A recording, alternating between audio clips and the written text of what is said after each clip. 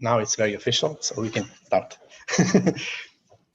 Okay, and let's wait maybe for a little bit more because I think Francisco is not here yet, and many students, I don't think they're here yet. No, it's very official. Okay, so. Is that Casey down there? Sorry? Yeah, I'm starting to not recognize Casey and his name. Oh, yeah. Hi, Casey. Hi, Karel. Hi. Hey, Jenny. So today we have 9 students from 3 advisors. We have 4 projects from Casey, 4 projects from myself, and 1 of the projects from Mira Henry, who is also joining us in this very official Zoom call. So I'm gonna maybe, I will kind of time the projects for 20 minutes so that we can be on time, but so which means that every student will present maybe for 2 or 3 minutes, and then we can have a conversation after this. And I want to also introduce our guests. We have Jennifer Chen with us, who is a design faculty at SCI-Arc and an architect and a designer working across different creative fields, buildings, installations, film, and performance. And we have Karel Klein, who is a design faculty at SCI-Arc and a co-director of Rui Klein. Her work focuses on investigating craft, precision, and the evolution of design expertise in the digital age. And Going to the website. Huh? That's from the website, exactly. Oh, is it true? It's true, right? And we have Francisco Pardo, who will come, I think, at some soon.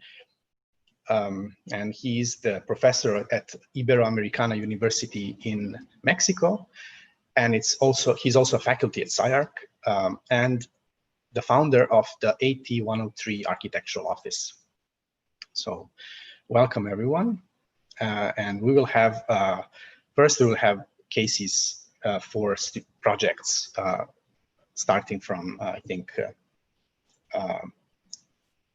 Lawrence, right? And basically, I will time this for 20 minutes, but also if Casey wants to say something about the project beforehand, we can do that, or if not, we can just start with the student presentations and then slowly go into other projects as well. So Casey, if you want to say something, yeah. No, it's Thesis. Like they're defining their project, so they'll have to say what their projects are. Are all the Thesis projects different in terms of where they might be in what is called midterm? Probably. I mean, at least in my group, we have a pretty wide range of types of projects that people are working on. So the deliverables are different based on like kind of what they're working on. Yep. I think it's a good question, Karel, about what like the nature of the kind of conversation in terms of being a constructive conversation at midterm. And maybe, I don't know whether the other teachers have thoughts on this, but just in terms of kind of helping support what things are most clear, also like representational techniques that are really successful or they're not supporting, or and also for students to be able to feel free, I would imagine, to also point towards things that are not yet there, towards the ambition of the final. So this is a midpoint, and I think the idea is that this is a supportive conversation in that context. And Thesis also had a kind of thesis research component too. Is that right? Yeah. There was there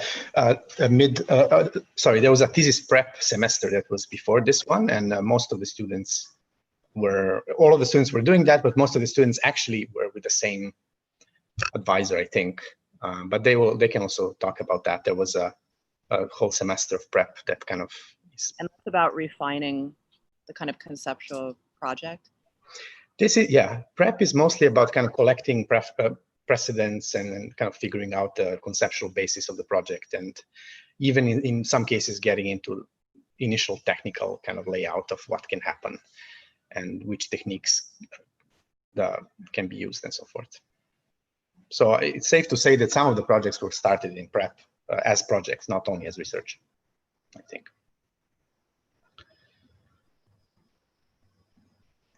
Yeah, cool. Okay, so let's start with Lawrence. Hi everyone. I also left the link of my video in the chat in case in case the connection's bad or, but I'll still present through my screen. Okay. Okay.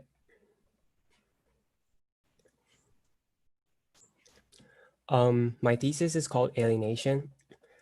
Today, our bodies and social behaviors are penetrated by numbers.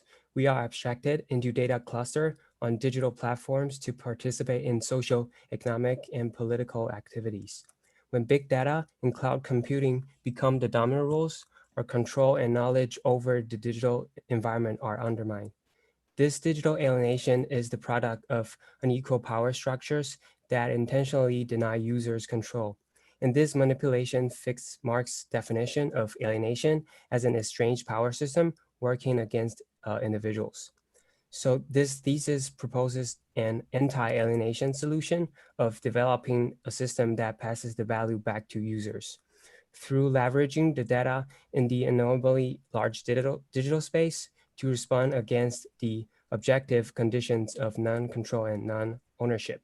Also, establishing a design tool that allows architects and designers to intuitively navigate and utilize the latent space of neural networks, which is composed of the contributions of architectural designs from the internet and social media, to allow designers to manipulate the outputs of alienated labor towards their own intentions.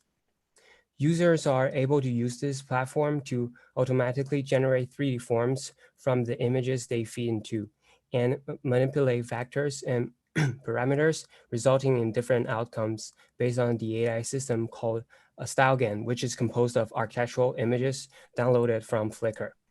In order to three-dimensionalize StyleGAN images, this platform works with another AI system called ModelDepth that can generate depth maps automatically from any input image. So the platform then uses depth maps to evaluate points, three-dimensional positions of the image, and create a series of faces from the maps to generate 3D objects. So the first step will be starting at feeding users' intended images into the platform. Then the AI system will analyze the images and find the closest image that is capable of being produced by the network itself, which was trained on social media, and users can select different accuracies of the projected result image to the next step, where users can then use another input image to blend between each other and manipulate the results by adjusting the parameters on the slider in order to attain satisfying features. They can also use only single images to blend with itself. Then next, the platform will automatically generate 3D forms based on the mentioned method, architecturalize the objects into building level forms that allow users to explore the probable architecture elements created by the platform. So this idea of working with digital online data intuitively through this tool is really probing the potentiality of the automated design method, combining with the digital data resources we put online, but somehow lost control of. With the help of this platform, I can easily start to generate architectural forms from any image downloaded online, from pictures of Gothic churches to contemporary architecture, even a photo of chicken sandwich, which we usually see as insignificant digital footprints that we produce freely every day. And I experiment it with different 3D compositions and use the result to design building level chunks that have facade system and tectonic elements to incorporate architecture with the automation and digital environment. Yeah, that's it. So I have a couple questions right away. Mhm. When you talk about users, you're talking about architects, right? So, or is that right? Or are you talking about Yeah. anyone or something like a kind of yeah, so I think the one question I have is who the user is, and that's perhaps to clarify whether what your thesis is kind of combining platforms, existing kinds of tools into something that becomes a kind of, you know, somewhat newish architectural tool. Is that? Yeah. Is that? Yeah. Mm-hmm. So then perhaps my next question would be, you're saying, you said something in the beginning about alienation, and that what you're trying to do is to kind of undo the alienation, which is and then you say further, you're kind of giving back some sort of agency to the architect who may, I guess, be interested in dabbling in some of these technologies right now, but they somehow, I guess there's enough left there's enough left unknown, right? This kind of alienation. There's enough kind of mystery, or like, what do we do with this? Or which tools do I use in order to kind of turn something 2D into 3D, for instance? And so you're providing this agency, yes? Yeah. I mean, I guess then the question is like the value of the tool that you've provided, what you're identifying as architecture, I suppose, right? Because this is a kind of, this will help me make architecture. Mm-hmm. And perhaps, I guess a question of the tool itself, insofar as what kinds of problems it might be solving, where you could have perhaps put other kinds of tools together into a kind of single platform, or into a single kind of automated workflow. This is kind of an automated workflow, right? Mm-hmm. Like it takes some elements from technologies and platforms that already exist, and you're kind of putting them together so that you end up with something that you identify as a kind of digital architecture, right? Or you had those kind of sections that you were had. So those are my questions, I guess. Like, why these tools, or what you identify as architecture in the end, or what problems are you solving for the architect that wants to kind of play with these tools. So I'm curious for you to be kind of precise about this. You know what I mean? So that it becomes a kind of ingenious solution to some sort of problem, but not a problem about agency, because that's too general, I think. Because it's really easy for someone to kind of solve their own agency problems, right? There's a million tools out there, and they can pick and choose how to make something three-dimensional, right? Or how to produce a kind of strange two-dimensional image that they want to, you know, inflate into kind of 3 dimensions, et cetera, right? So yeah, so I guess I'm questioning some of your statements in terms of their kind of ambiguity, or maybe ambiguity is not the right word, but a kind of general assumption that there's a kind of problem that you're solving that needs to be solved. So I'm curious about more details about the problem, the solution, and the kind of the need for this solution, just so that I can appreciate the actual details of the parts that you're putting together. I think the problem that this thing is trying to solve is because a lot of we're trying to like rebuild new way of using these like digital data. Of course, there are like, you know, like a lot of different types of digital data, and we choose image as in this thesis because first is because we have the incredible tool StyleGAN. The other half is because image is like a very, I would say like the most important media for architectural designers like us in our generation. So that's why we started with image instead of, you know, like text or other type of. I'm not asking about why image though. I'm asking about why these particular tools, because they're really particular tools. Like it's, you know, images are everywhere. And this is a kind of strange tool that kind of generates really unusual images by kind of seamlessly blending in different ways, right? With different kind of hierarchical kind of like machinic visions of a, you know, kind of breaking down the image hierarchically and kind of re-stitching them together. So you get something new and unusual. And what's fascinating about, or has been fascinating about these tools is the kinds of high resolution, appearing as if they already exist in the world, photographic images that are uncanny in that they retain the qualities of the things that you already recognize, but yet they're bizarre and strange and beautiful and intricate.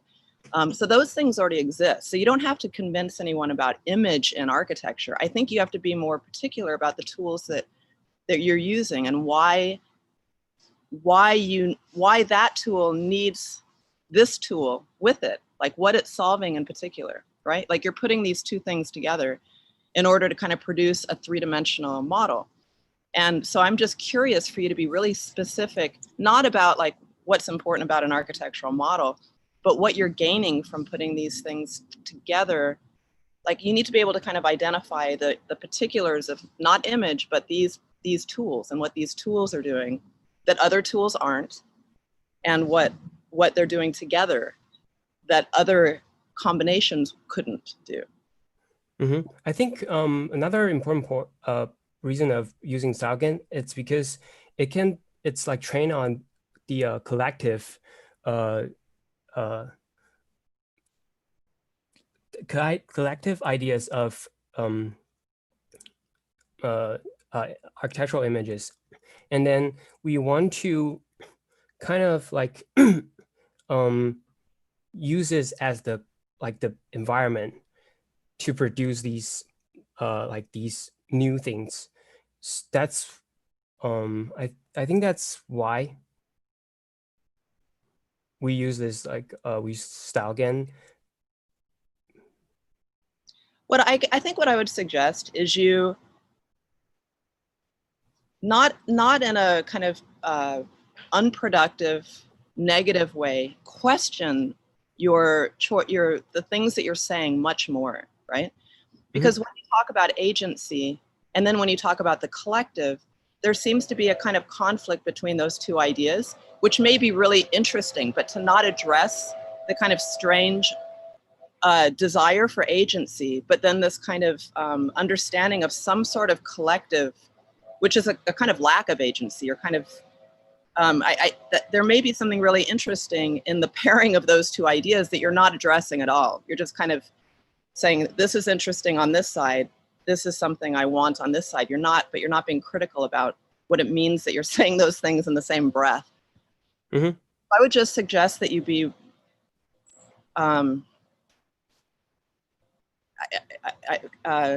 think about these things. Think about these things really carefully, I think. Oh, sorry, Karel. I'll just end by saying it's in the careful thinking that your argument will become sharpened, really.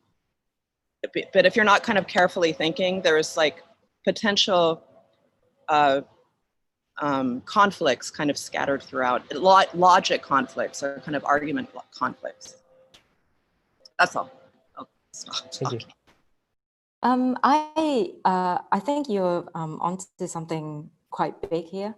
That I wonder if you're doing your project disservice by trying to pinpoint a particular specific problem to solve in perhaps along the same line as what Karel was saying. I don't know, that the anti-alienation and the kind of power shift back to people, all of that is strong enough in your argument just yet. But in reading that, I wonder, what my sense when I was listening to your project is, it come across as a stronger proposition if you were not trying to problem solve that, but actually perhaps a critique of the workflow of design, as a designer. And so one thought is, you've you were describing the workflow of first someone feed into a data or an image, and then the AI does the analysis to see if it matches its own capability, all of that stuff. I mean, we can go into really scrutinizing each of these steps, but for now, I think the bigger picture is that when you're describing that workflow, every step of the way, I can almost pair it with a traditional workflow steps, or maybe traditional is the wrong word, but the previous norm. Because in a way, you're almost trying to say that this could be a new way forward, this could be a new norm. And so I wonder at this junction, whether you as an instigator or provocateur of this new method or embracing digital data, whether there is whether there is an opportunity for you kind of to critique both, basically in pairing them together.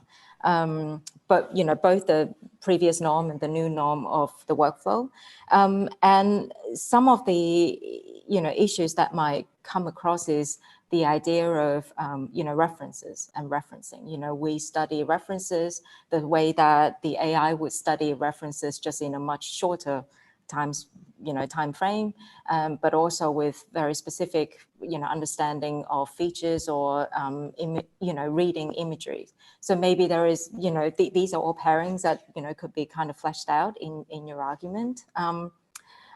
So what was I going to say? Yeah. So the other thing I thought was interesting was the authorship of it, or the idea of the designer's position in architecture, or your point of view of architecture in general.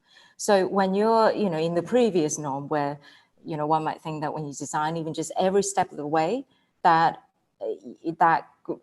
understanding or the critique of architecture from this individual person would be reflected through and trickled through its decision-making process. And I wonder then, how could that, for example, be brought back in? Because you are talking about shifting, or you mentioned the shifting power back to the author using these kind of digital tools, so that somehow you want to use new technologies and new tools, but you don't want technology to hijack it, right? You still want to maintain that authorship. So one of the big kind of trademark of authorship is your stance of architecture being trickled through, your idea, your understanding, your point of view, your voice. So how does all that get fed back into this workflow? Is it in the choosing, of the images to start with? Because every step the way you were describing has, maybe every second step, has a human intervention. So how do you then really place the two side by side, or balance, or react? I think those would be interesting kind of to dive into, kind of support and your own argument. And I wonder then, perhaps, I haven't quite formulated a thesis of my, critique of your project just yet in my head, so I'm kind of jumping around these points a bit, and hopefully they would come back together. Maybe perhaps in the choosing of these images and this whole idea of kind of feeding and training the machine to learn, I wonder if there's this process of averaging, like scientifically speaking, when you have a whole lot of data, and the more you learn from them, and the more you operate a certain or execute a certain operation, the outcome might be that it would be like averaging out. So maybe not quite diluting, but the idea of sort of averaging out the image. So are you then, so there's the question of stereotype to start with, and then there's the question of averaging of the output. So again, all of that kind of maybe conflict, maybe adds to it, but somehow needs to be, they are strong ideas, strong concepts in this idea of workflow and authorship and power play between the human and machine, that I think could be really interesting to be looked at. And then the idea of this kind of stereotypical photos, I wonder if, you were talking about getting the, the photos from Flickr or, on the internet. Now, of course, a lot of the photos from the internet are all from someone's point of view on the street. And so they do have similar kind of, I'm on the street looking up a certain way, because you can't literally take a, elevation of a building, for example, on your screen right now down the bottom left. It has to be kind of an angle. And so, I can imagine, again, just, having worked with, architectural photographers, and their tricks, their kind of standard reaction to something. And it's very rare that they might be able to find something really new. The subject is new and unique, but the way of taking photos are much harder to find a very unique position. And so I wonder then that the cohort of data that you collected always have the same kind of similar, traits or features or something. Is that good? Is that bad? Can you use that? Can you take advantage of that? Is there, again, some kind of critique about that in general? And then to have them become the basis of this new architecture, which means that however many sliders you have, they kind of start from a similar point of view, similar starting point. Again, is that deliberate? Is that something you react to? Is that something you go against? Is that something you take advantage of and embrace, and therefore have a statement about, imagery of architecture in this day and age, and so on and so forth, and how does that relate to the way we perceive, therefore experience architecture, and so on. Finally, I wonder, maybe as a kind of case studies, or even just taking this argument or your thesis one step further, is the question: what if this new, tools and new method does become the new norm, and then in, I don't know, the next kind of generation, if you were to start doing the same method, then you're basically feeding these already processed images back into the loop. So thereby maybe, exponentially averaging out the average and so on. But, my sense of the average is more kind of from, just a statistical assumption, like, of course, like from what Karel was saying, that these images do have its own features and uncanniness and something alien and something new, to it. But then if you were to take this something new and then in the next generation do a whole bunch of feeding back into the loop, what does that then become? Are you taking the averaging to a new level?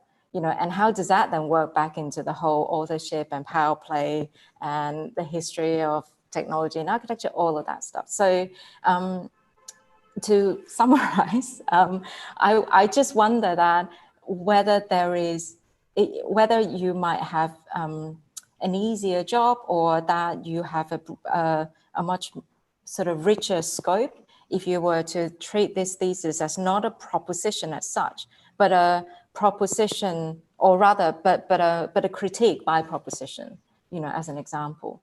And so that you bring back the focus just a little bit more in your very thorough, demonstration of this process. Bring back the argument about the comparison or the critique of processes in general, workflow, drawing references from the whole kind of history of the way we design, and whether that might help break that deadlock of, are you solving a problem or you're not solving a problem? But also, I think it would be a much richer, thesis, because you are bringing all of these thinking on a much deeper level and wider breadth as well. I also so just to say, we should go to the next project. We are a bit over time, but if there is a last comment, we can do that. Well, one thing, this will just be really quick. I wonder whether it would help to test your tool in some way, right? Rather than just kind of show the tool. It doesn't have to be a large kind of project, but if there was a way that you can kind of test something, perhaps this is relative to what Jennifer said in terms of like comparing, I don't even know if it's like, you do one thing with one workflow, you do another thing with this workflow, and then you can kind of evaluate what's, not even just what's different in terms of aesthetics or kind of formal things, but in terms of like what kinds of what kinds of problems were solved, perhaps. Anyway, it may be that you want to test this somehow, test your tool. Mm-hmm. Okay. Great. Awesome. Thank you, Lawrence. Thank you. Let's go to the next. Okay. Let me stop sharing.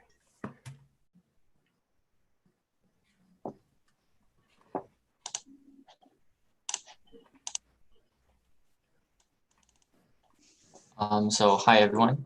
Okay, let's just get started. So my thesis topic called augmented hyper features. So my project is looking at the consequences of when I'm rethinking of building design through the performative features rather than programmatic typology.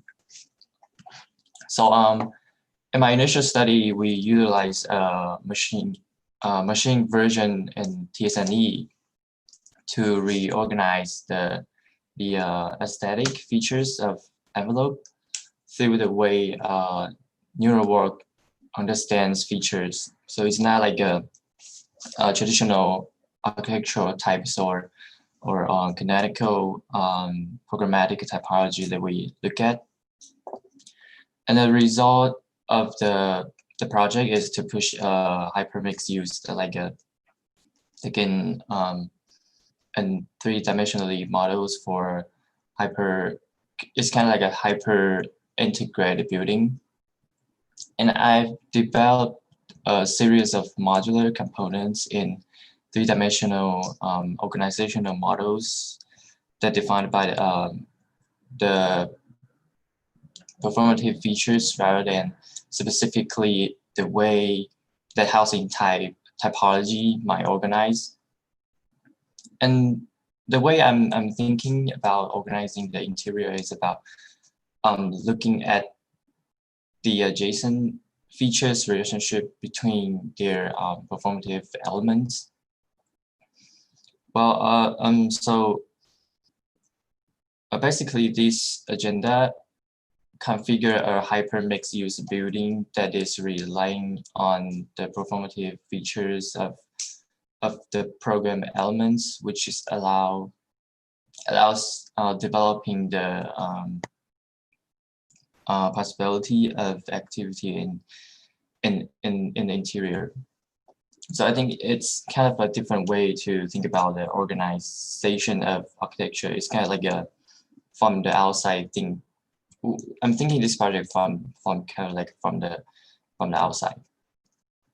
So I think it's all about my my project.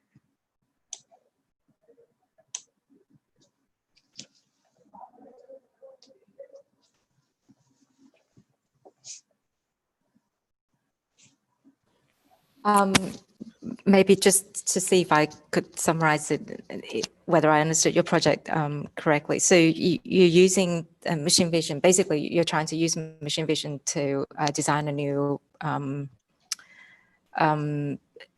project or proposition, but it's the properly cited. You have a site and you have a program. Is that right? It's kind of like we use this machine to design something. It's kind of like it can provide an idea to allows me think about this project. Right, and this project is a, what was it? Mixed use development. Is that? Yeah, mixed use. Okay. And there is a site. So you've chosen a site, and you've got a program, and you're using this method to design from outside in. Yeah. Okay.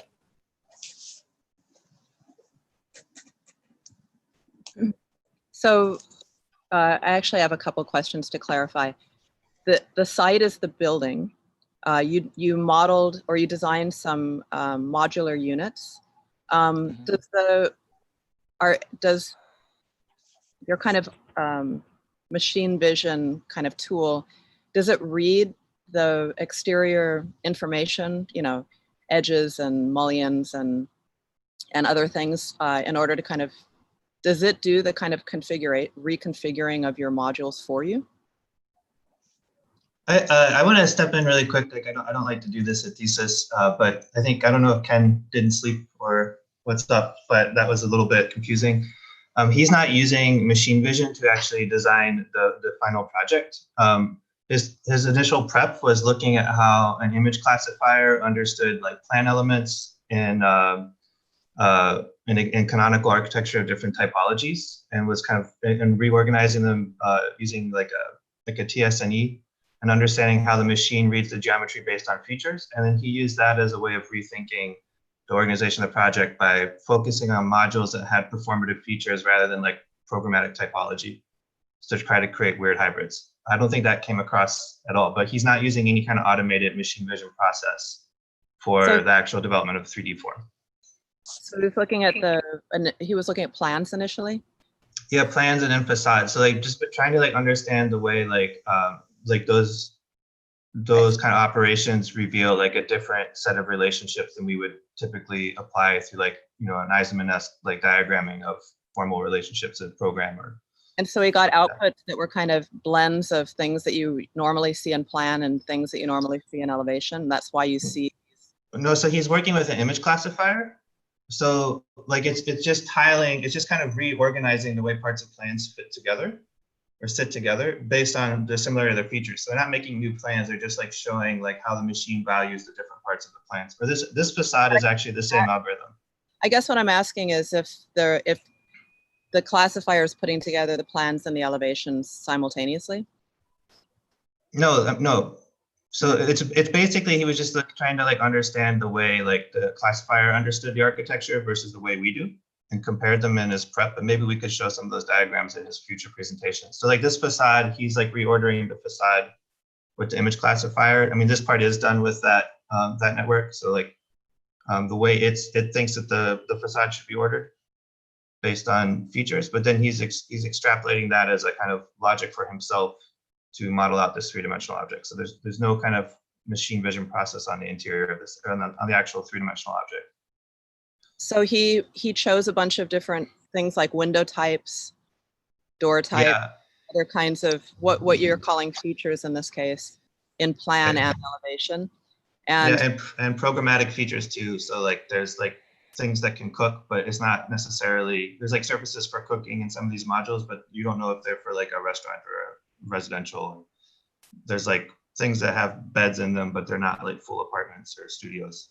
And in terms of the weights, does the weights like reorder things in terms of adjacencies? Does it order things left to right? Does it order things? Well, with his initial study, it orders things based on similarity of features. But then how does it reorganize? How does it tile them? Like what's the tiling logic? By feature distance. So it puts the things that it thinks are the most similar together. So I just want to like, I think this needs to be like super clear, Ken, because it's obviously causing a lot of confusion.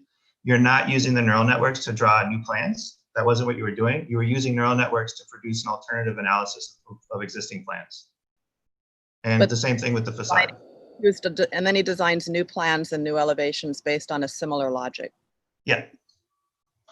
But he's using his own eyes and his own hands to kind of redraw and retile. And like building his own rule set space from those. I think what's curious is not in this one so much because it's so it does seem much like tiles, but in the new piece there's definitely scale shifts. Some areas look more like wrappers in that you see things that are normally on an elevation on a kind of horizontal surface, whether it's a kind of roof or floor. And so I'm curious about how many of these kinds of almost kind of wallpaper organizations you used, and or if that's what you did in order to kind of produce some of these differentiations within the set, like scale shifts or material shifts or places where it looks like it's wallpaper wrapping windows everywhere, or other places it's not. There's some other logic going on. So it feels like you have a few different kind of sets of different organizational logics that you're deploying across the the kind of building site or this kind of remaking of the building as a site. Is that happening?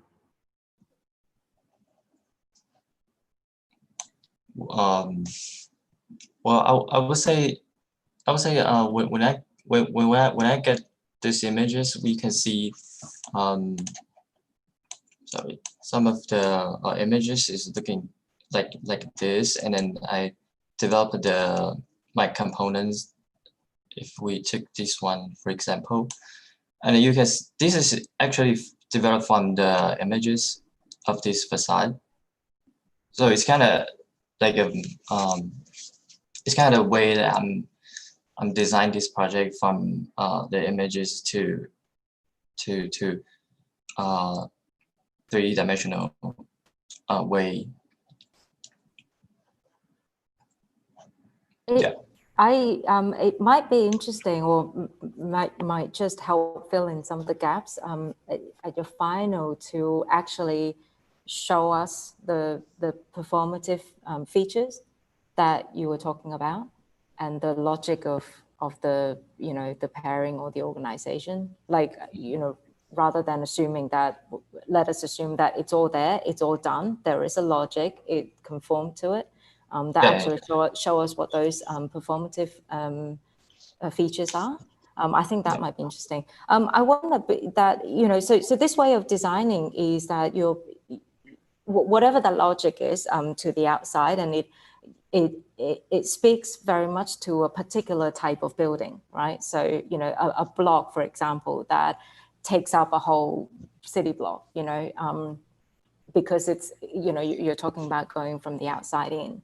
And I wonder if whether you're interested in it or not, or whether there's an opportunity in it or not, to start to show us how this influence of looking and understanding, interpreting, analyzing, and therefore making decisions from the outside in, influenced by the AI classifier of the performative features, so that you know, what might be the impact and influence of when it's dead center of the building, you know, away from the outside. Is there a, you know, do you see the influence fizzling out, you know, so that to the inside it becomes an oasis of, you know, no machine touched or went or influenced, or whether there are curious moments where because of those, the way you have chosen to design from the outside in, that there are these, you know, corners or something that meant the vertical and the horizontal gets muddled up, that you can show us what those moments could be in a much more specific way, not a generic way, you know, because I think some of these viewpoints are, they, partly because the video is going so quickly, and partly because of the sort of language and the aesthetic and the style, so that I don't get to actually appreciate what might be the unintended, surprising outcome of moments within the building that using this way of design might generate. So that may be, you know, if you're interested in thinking about along those lines as well, that those might be good to show in the final. I would maybe add to that, just really just very discreetly, which is that when looking at the planned cut throughs of the building, this, you know, the kind of thickness of the poche, which is pretty prevalent. I mean, maybe there's an idea about the sidedness of thinking about from the outside in, that some of those things which you assume have a certain amount of monolithic quality, kind of a thickness and weightiness, that when you understand it in plan, that maybe there is something quite intricate that's happening in that poche or on the other side of the kind of exterior view, so that there is, it seems like there could be ways of producing more potential surprise and like levels of intricacy that would not be necessarily disclosed from the exterior.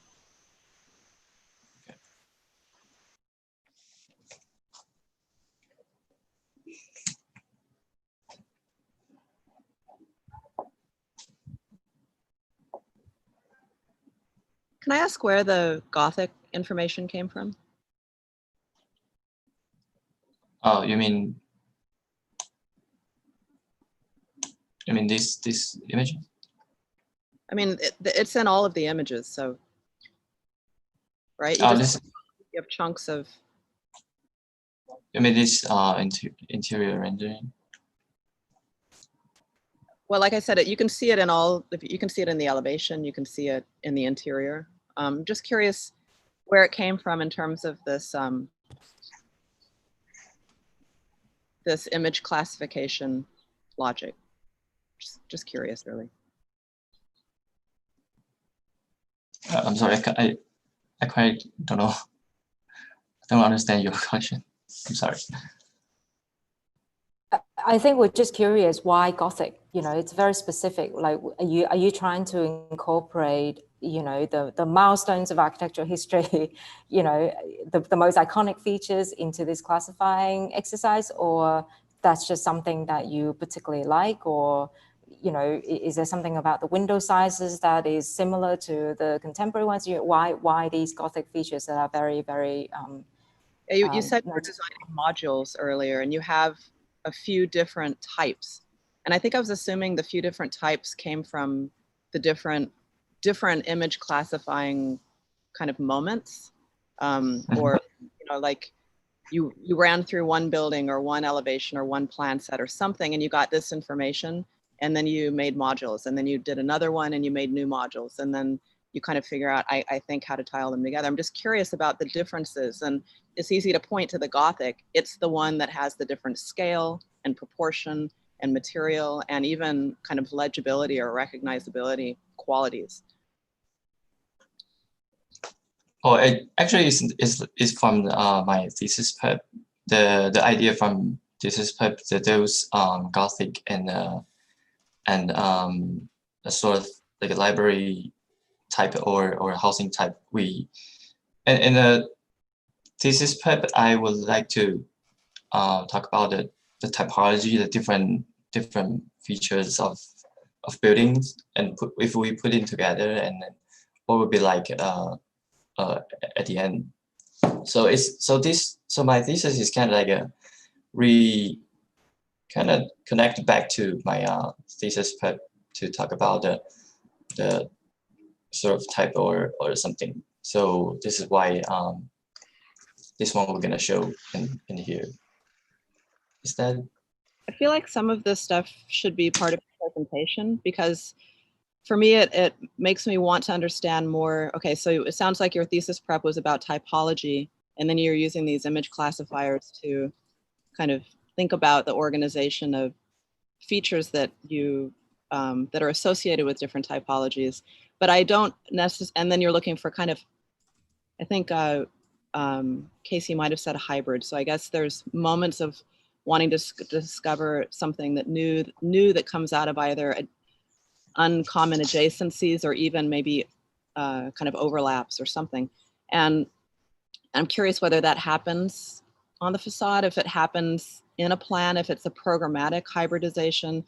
But when you're talking about typology and libraries, I don't know how that translates programmatically or typologically into the building. So I'm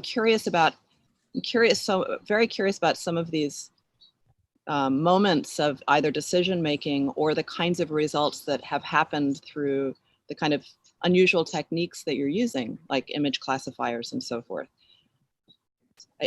So I feel like I just have a lot of questions. I'm very curious and interested, but I feel like there's still a lot of kind of unknowns for me to be able to say anything particularly helpful in a way, you know, because I feel like there's still so much for me to understand. Oh yeah, but you did point out a lot of critical questions. So the next time I can think about more about your question. Yeah, that's pretty helpful.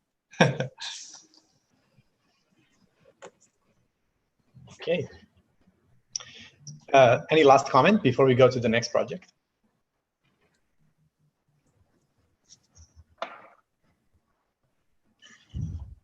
Okay, thank you. And thank you so much. Thank you so much. And let's go to the next.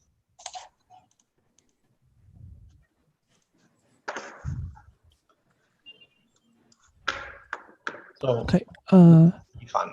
Yeah, can you hear me? Okay. Hi, everybody. I'm Yifan Wang, and the video is almost rendering done. First, I will talk a little bit about my statement to wait for this video. My thesis is an aesthetic exercise of a disciplinary problem showing virtual garden world, trying to define the new hybridity of the nature and the aesthetic landscape that contains within its extending flora and then some of the other nature things. By creating the flora which involved not out of the aesthetic preference of the human, but out of the internal logic of the new code, this thesis is replacing the process of human aesthetic selection with new thinking.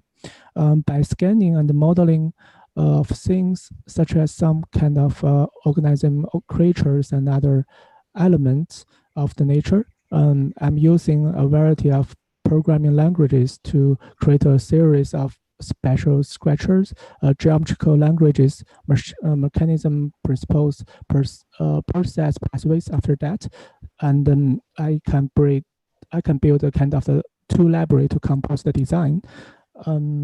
I think, yeah, it's all done. Sorry about that. Take more time than I think of it. I think this was the first time that we saw live rendering of the final project in the review. I'm so sorry about that. No worries. It's awesome. Okay. So this project attempts to create a new kind of social mode media in which different users can experience a virtual kind of world that reflects the motions of the head of the household. These worlds are composed of many groups of the layers. You can see there are many big, very different types of plants and the crystals, and also the environmental elements and all these rocks landscapes. I'm studying on this both of the layers too, using program language and the visual effects technology to describe the unnatural changing world.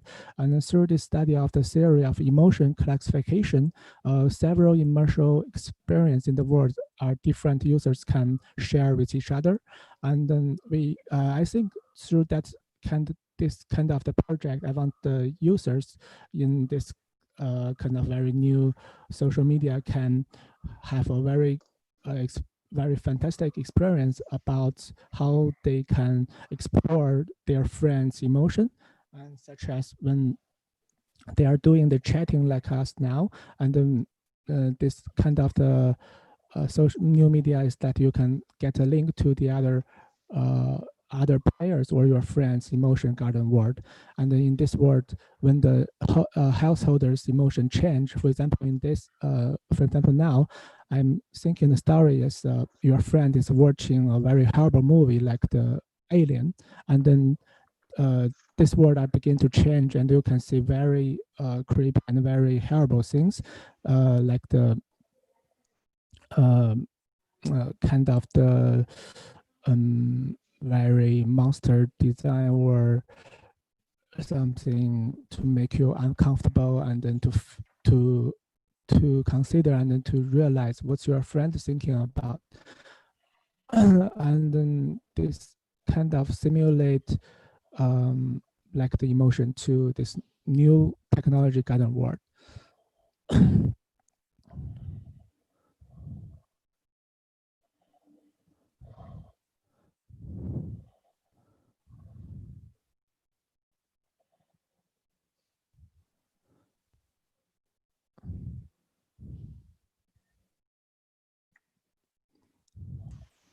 Have you seen Uncut Gems?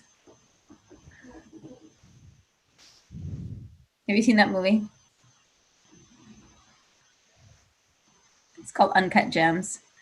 It came out last year. You can watch it. It's easy to find. Okay. The Safdie brothers. It doesn't really matter, but there's these kind of amazing.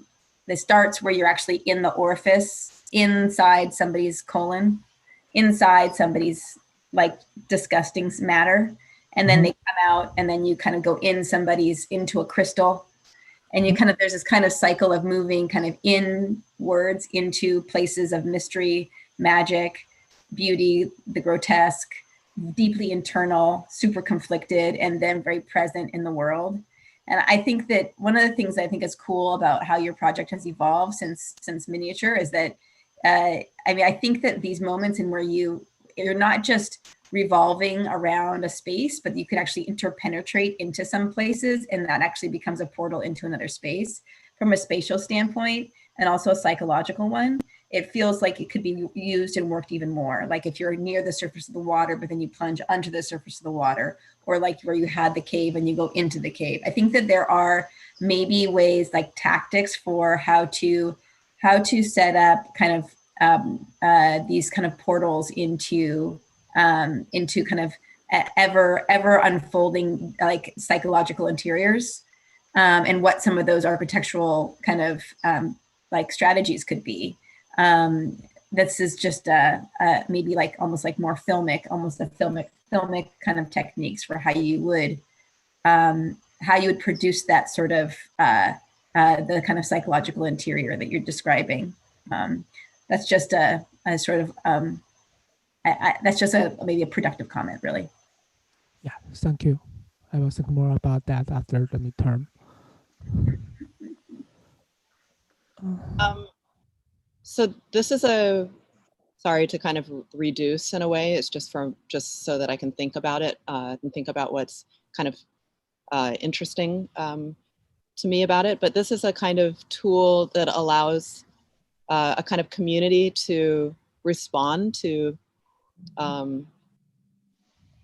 images, or a kind of like moving images, kind of spaces. Is that right? Is it? Yeah, it's kind of a space. Actually, it's in the virtual reality. You get on the VR, and then you get a VR device, and then you click to it, and then you get this word. But when you talk about emotions, it seems like what's different is that it's something about a kind of community of emotions rather than just your own. Like you're going to have your own anyway, and you may or may not be aware of them, but you end up kind of being made aware of a kind of community of emotions. I guess part of me is curious about that, just in a lot of different ways. Like if it's a kind of empathy machine in a sense, like you are distracted from your own experience by kind of being made aware of others' experiences. But I guess I'm curious also if this is a kind of VR, whether there's also a kind of community-driven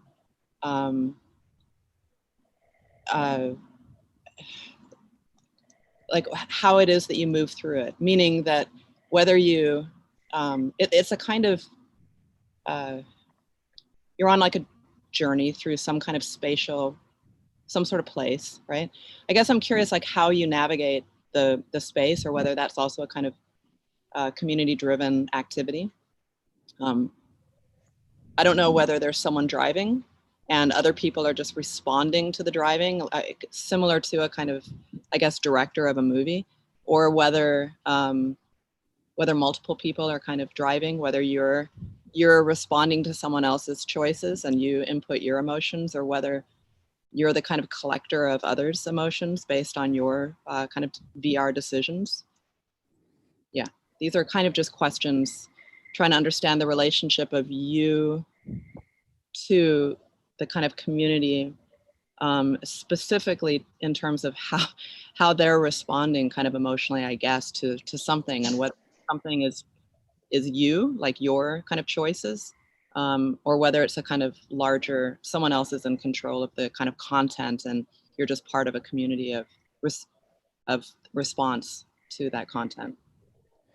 To me, I think more is like it will be a very big data center, and then they collect the user's emotion to some by some maybe very modern device, and then when the users are do the chatting with each other, or just click on the players or the other players, and they can find maybe they can find what the players emotion right now by the collector, by the emotion collector, by this big center. I mean, there's maybe I mean, in my opinion now, I think we cannot change the emotion by ourselves when you're just exploring your friend's emotion kind of world, but you can have a very different experience and then a different view to understand what the players and or your friends are facing with or thinking of. I mean, you can. I mean, this is a new kind of way to think and then to how to say to explore, and then after that, and then you can just physically or something talk with your friends and something about that. There's some thought I was thinking. It's interesting. It's an interesting question too about how one expresses emotion, how one reads others' emotions. Yes. I mean, I have 2 children and they're very different in that way. My daughter is very empathetic. If she sees someone upset, she gets extremely upset. And my son, doesn't bother him at all. Like he has a very little kind of empathy, and she has an overabundance of it. But I don't know if like it's interesting to think about how, like, do you need to see someone's face? Do you need to like actually see fear in someone's face in order to kind of understand their emotion, or in order to have a kind of specific relationship to their emotion, meaning their emotion kind of affects you, rather than you being kind of like the data center where you're just kind of gathering data. This person says they're, scared. This person says they're joyful. I kind of see this as, I think you were talking about this almost like a game space, or if it's not actually a game space, is it basically that? So, I mean, there are a lot of games out there that you as a user just kind of go in nondescript, whether you have a physical body or not, but just basically a point of view, and you just navigate this terrain and landscape, right? So this is basically a virtual landscape of emotions of people that you know and are connected. Is that right? So the physical embodiment of their emotional states are manifest through these formations. Is that right? Yeah, I think okay. So. But so what I'm interested in is, so these formations are you're talking about. So basically, it's AI generated form, right? Based on whatever data set that you fed into it for it to learn that sad means something, formation that has certain features, and it kind of just grows and mutates and transforms into these things. So are you saying that everything that we're seeing, they are self-generated based on those rules and knowledge? So you didn't design these forms, is that right? I mean, actually, in the fact I designed this all the space, but in the thought of it to that in the perfect scenario, like in your narrative, it's a game space that kind of generates these kind of form on their own. Yeah, it should be. So, yeah. Right. So as I'm, I don't know, a certain afternoon, I have nothing better to do. I go on this space to, partly to meditate, partly to check out my friend's emotional state. And I kind of just glide around, move around. And then, so basically I'm imagining that there will be moments where suddenly I'm seeing this completely new formation, never seen it before. So they almost represent completely new state of emotions that I can't even, like if someone was going through, I don't know, illnesses and, bad news and something, or the negative thing comes together, or a mixture of all these kind of, different emotions, then suddenly you see something completely new and unique. Basically, all of these formations are unique. Is that right? Yeah, so I think, I love it. I think that would be quite an amazing. It's a really lovely virtual space to think about. But I think maybe in your presentation, it could be that you did say it and I just didn't hear it. But I think that idea of these formations are really kind of self-generated. needs to hit home, and you need to kind of say it, because I think the excitement is to suddenly go, wow, what if I'm seeing these creatures or, you know, organisms or formation that is like, you know, that is just so intense. I don't know how quite to interpret it. You know, maybe you need to, I don't know if it's giving away the magic if you were to, in your final presentation, to actually flesh out some of these, you know, again, like your own interpretation maybe, or how did you feed the information and the data? Does danger always mean red? And, you know, does calm always mean blue and smooth? You know, like what are the actual features? I don't know if it's something that you want to give us a glimpse of. Maybe that's giving away too much. But just something about the fact that, you know, that when I'm navigating this, that there will be, everything is unique. These emotions are completely new and unique. Any given moment, I think will be pretty amazing. Okay, I got you. Thank you. Yeah.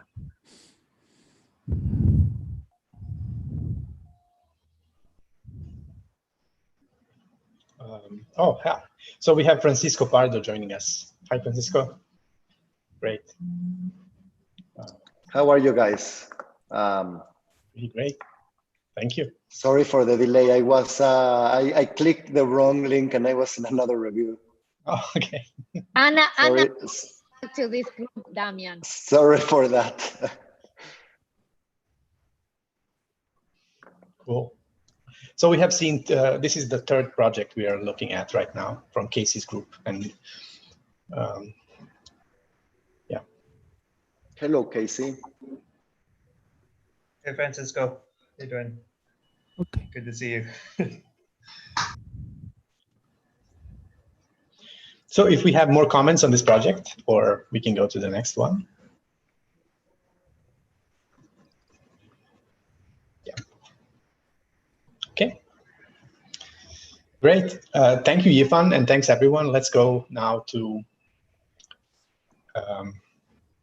Liu Kao. We have the next student. Hi, everyone. Let me start the screen share.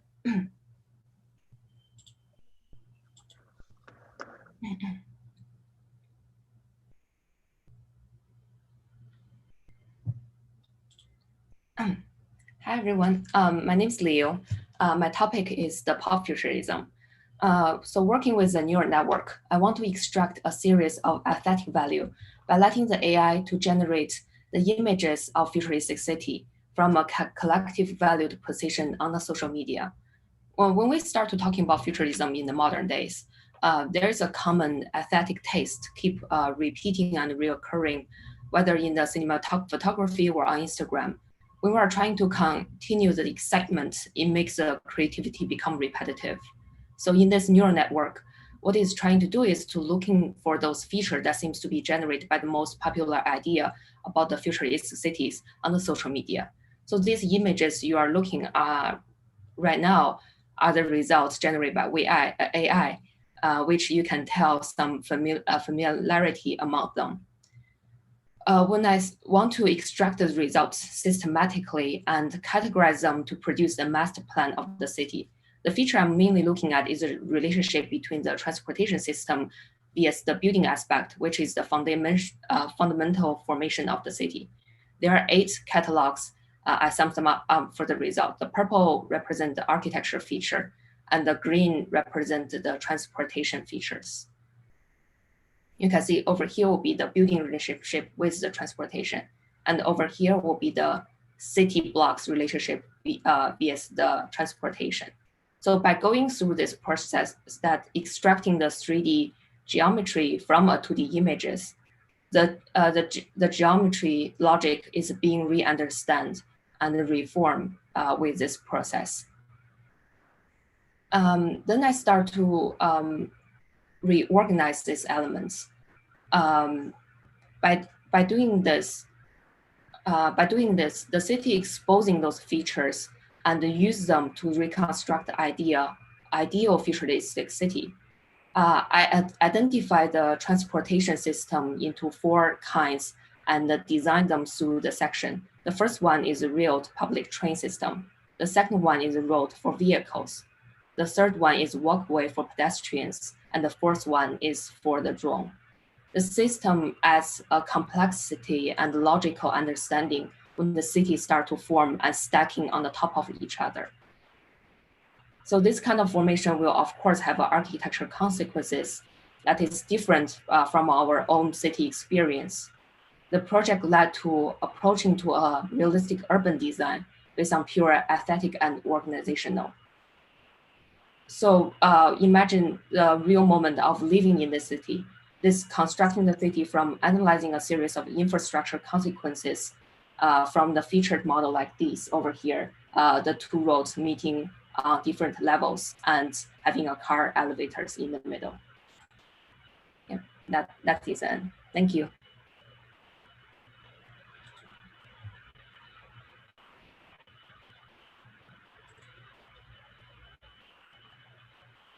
I think it's a very interesting set of images, and I really like the idea of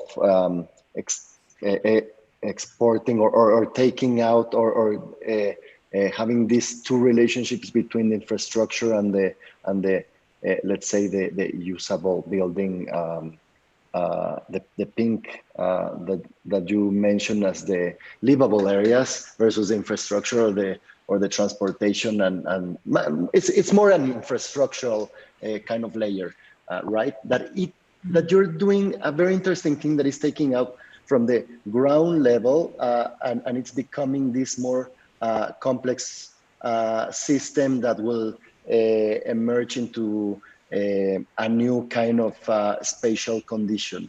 What is the aim at the end? What do you have in mind at the end of the thesis? What do you want to get out of this? And what is the final, not conclusion because you don't have one now, but what do you want to keep on working now that you have already this set of images? And I think it's fantastic, the work and the renderings are incredible and beautiful.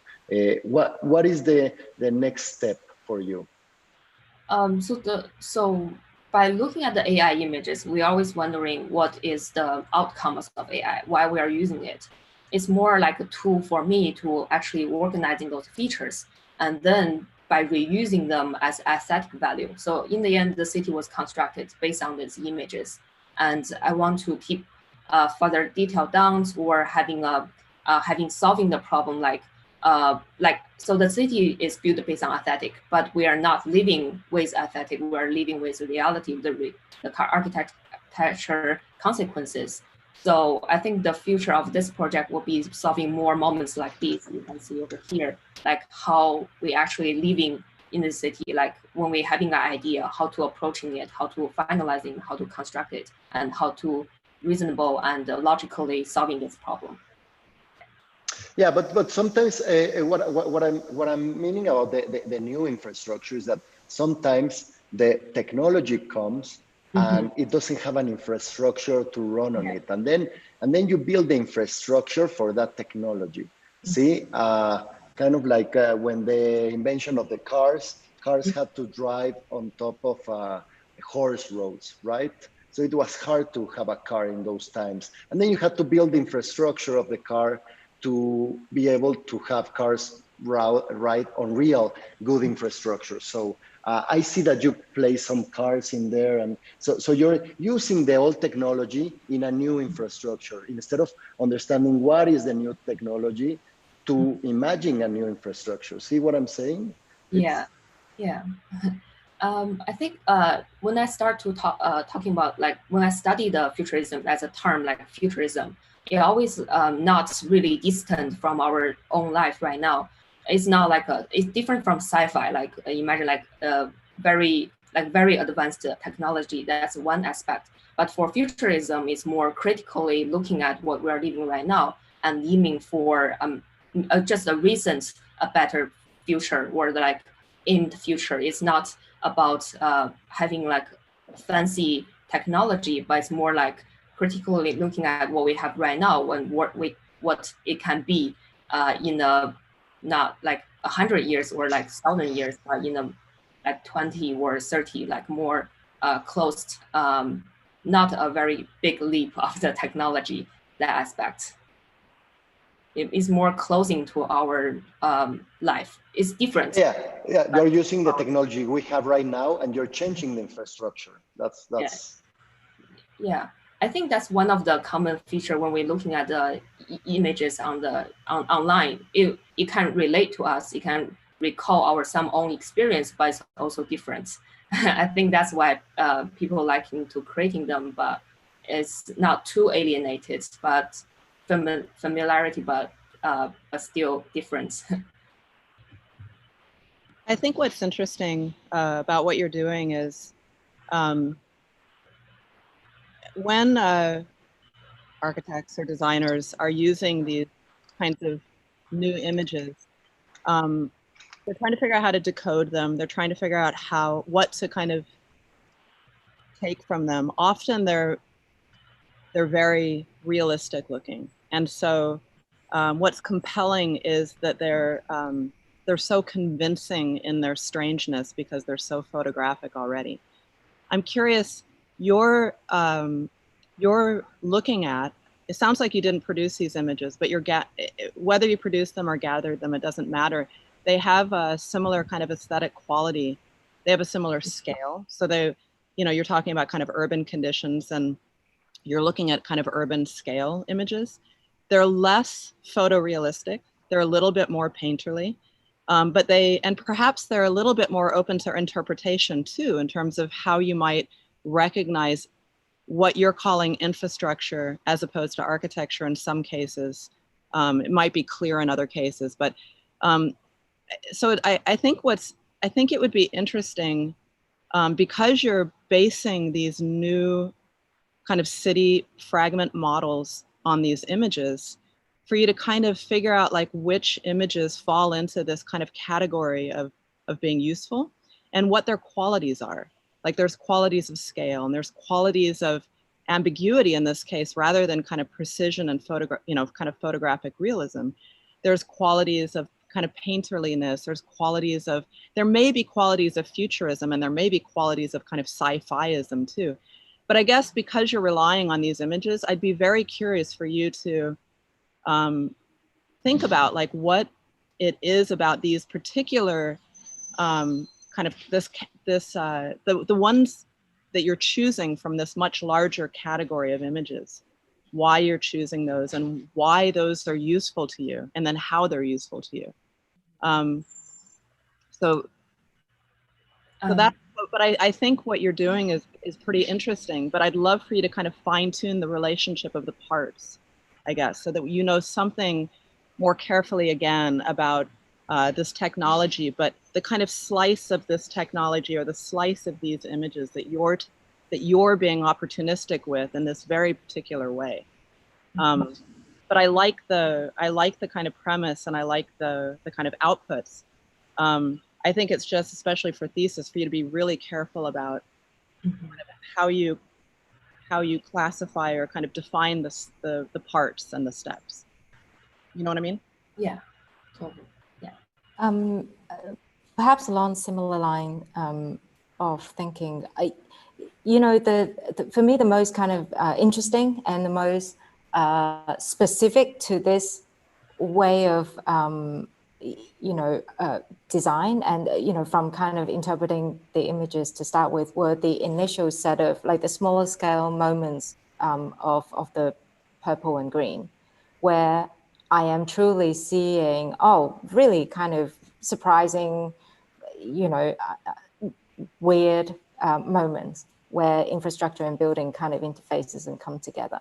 And those are the moments that I can imagine, that would be really interesting to see, well, what kind of life that this really does give you, what kind of interesting urban landscape and fabric does this, that the opportunity arises from that. When you then move on to the bigger scale, perhaps it's a scale thing, perhaps we're zooming out. Sure, there is the futurism in there. It's if I squint, it looks like any sci-fi, movies from, I don't know, 30, 50 years ago, projecting what today would be like kind of scenarios. So certainly they, you know, as a whole, it might look like that. But then when I sort of zoom into these kind of bigger or smaller chunks, it's just basically building in front of a street. And those kind of really cool moments of, you know, road literally propping onto buildings and, you know, puncturing into someone's living space, and all of that moments have sort of been diluted out, you know, like, so it's as if the key opportunity stemming from this process have been kind of weeded out by you, like cleaned out by you in a way, in the process of, I don't know, trying to be convincing or making it a realistic, you know, case study. So I think that's a little bit sort of a backtracking, if you like. And I wonder if, yeah, these moments, you know, suddenly they get lost in the bigger picture. So then maybe then when you, yeah, and then when you kind of, it's a really nice setup that you then show us the kind of moments of real life, you know, example. But then the real life example, again, they are not that outrageous or surprising or new, or, you know, they're very tested, they're very common and normal. So maybe it's through the scale shift and jump that somehow that surprises, you know, the newness have gone, which I would love to see them, you know, come back in. So maybe it's about, you know, whether you do need that middle step of looking at a city block, you know, or several blocks together at all, that you just have these kind of really weird moments where it's most impactful to an individual's life, daily life. And then it's the surprising thing is about how they somehow have to join together, you know, and that somehow how they join together isn't dictated by beelining or straight roads or, you know, gradients or turning circles. Do you understand what I'm saying? Yeah. So yeah, somehow through this process of really clearly, thoroughly tested out the scenario and the workflow, you've diluted the opportunities or the discoveries a little bit, I found. Yeah, that's one of the thing. Yeah, in the middle, I also find out that it's like a raindrop in the sea. Like you can't see the raindrop anymore. It's yeah, exactly. Yeah. At the same yes. time. Yeah. The challenge for me will be next step to figure out how to make this element stands out more, or visible more, instead of like buried in the chunk. Yes, exactly. But I also think, you know, just going on the discussion about what Francisco was saying with you know, really kind of understanding the technology, you know, be it current or be it slightly projected future or whatever. But I think there is so much in thinking about how even the current technology being applied in a different way of living, different set of infrastructure could have different way of being used as well. So, you know, why should drones all line up in a tunnel when the whole point of drone is that they kind of can go everywhere, you know, like, but I know it's kind of like, yeah, let's just show some examples. But then if you were to really think about the marriage between the technology and the infrastructure itself, that you might find that to accommodate drones, they're just not these other, you know, similar tunnels that kind of just pipeline around the city as a road would, you know, or as a train tunnel would, that they have much more vertical, you know, like a helicopter or something, you know, like there could be really the aesthetics could really speak to the new marriage of current technology in new circumstance. Mm-hmm. The thing is you're using these images. The premise is that you're using these images and you're extracting information out of them in order to get something new. The reason why I'm very curious for you to be very careful about how you think that you're doing that. I don't want to, like, I'm nervous to say what the rules are because that sounds too, it sounds too much of a kind of dissection where you're potentially missing something. But I think my concern is that a lot of these outputs look like you didn't need those images in the first place. And even Jen's kind of comments like, oh, it could do this or it could do that. And if you're talking about this technology, then you should be thinking, which has nothing to do with what you're extracting from the images and what you're potentially seeing that's different from these images. So if the premise has something to do with those images, and it does at the moment, and I think it's interesting that it does, because then it's not just a project about futuristic cities that you can kind of just imagine from any other kinds of precedents or sources. That's why I want you to be careful with those images. But the other thing is that perhaps you're using these images maybe a little bit too diagrammatically too, right? Meaning you're able to kind of pull the green piece out really carefully. It has its own really precise edges, and it rests on the purple piece really precisely. And you kind of recognize these things diagrammatically. You recognize extruded shapes, you recognize flat roads. And it may be that in these images, there's more, it's not so diagrammatically possible to pull these things out, meaning the road may not be separate from the architecture in places, or the road may not be, may not be possible for it to be a kind of consistent width. So there may be other information that's a little bit trickier to kind of decipher.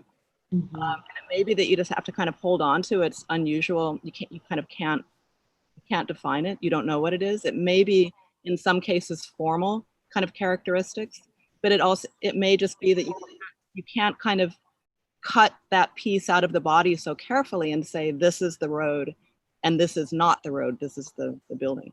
So it may be that you're not taking advantage of the strangeness and ambiguity of the images in the first place. But I think it's really important, and that might help, that you're really careful about why these images are giving you something that you couldn't get otherwise. Because then otherwise, I don't know, at some point, you don't want someone to say, I've seen that before, and you could have done that without those images. So I think that's why I want you to be really careful about what it is that you're seeing in there, and why it is that you're choosing those versus others, and what the qualities are, and how to either interpret, decipher, or just use, without interpretation. Yeah.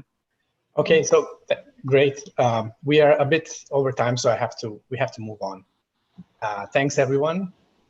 And next, I think, is one of my students, Phil Hood, who will present his work. All right. Hey everyone. I'll share screen.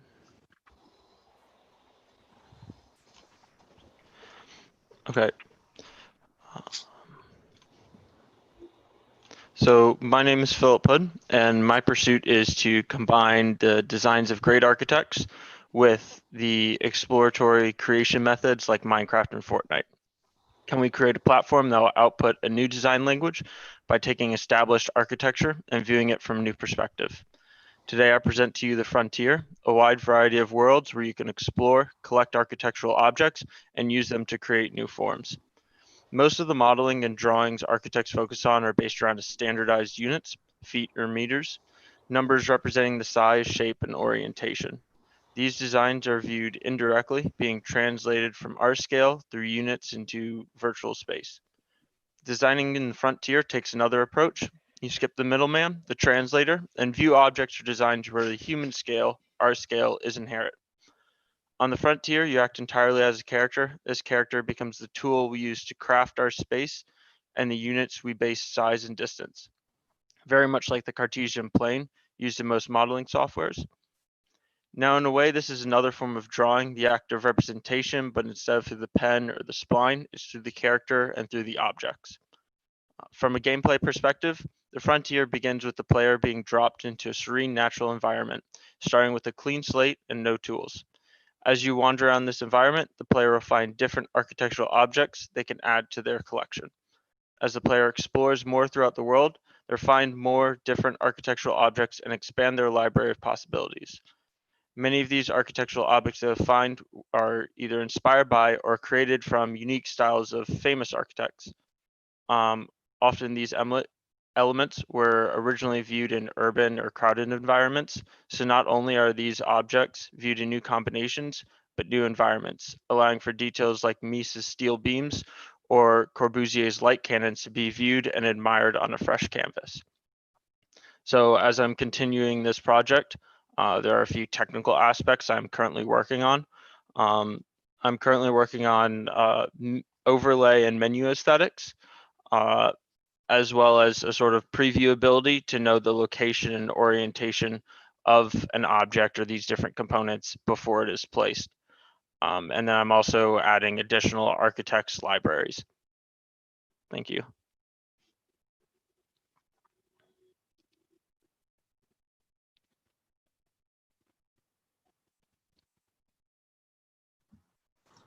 Are there any threats in your game? No, there are no there are no threats at the moment, at least. But I have kind of thought about aspects of creating something that could mix it up or spice up the activity a little bit. Something that could bring a sort of random or another idea or aspect to it. Like weather or other kinds of, I don't know. There is a day and night cycle, as well as a controllable weather, atmosphere, and environment. Are those impact in a way that may be either productive or destructive? Just curious.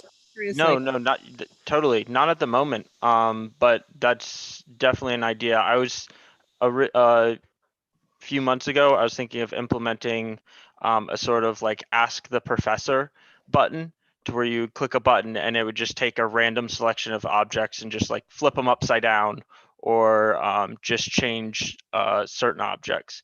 Just something to kind of like flip your project in a different direction.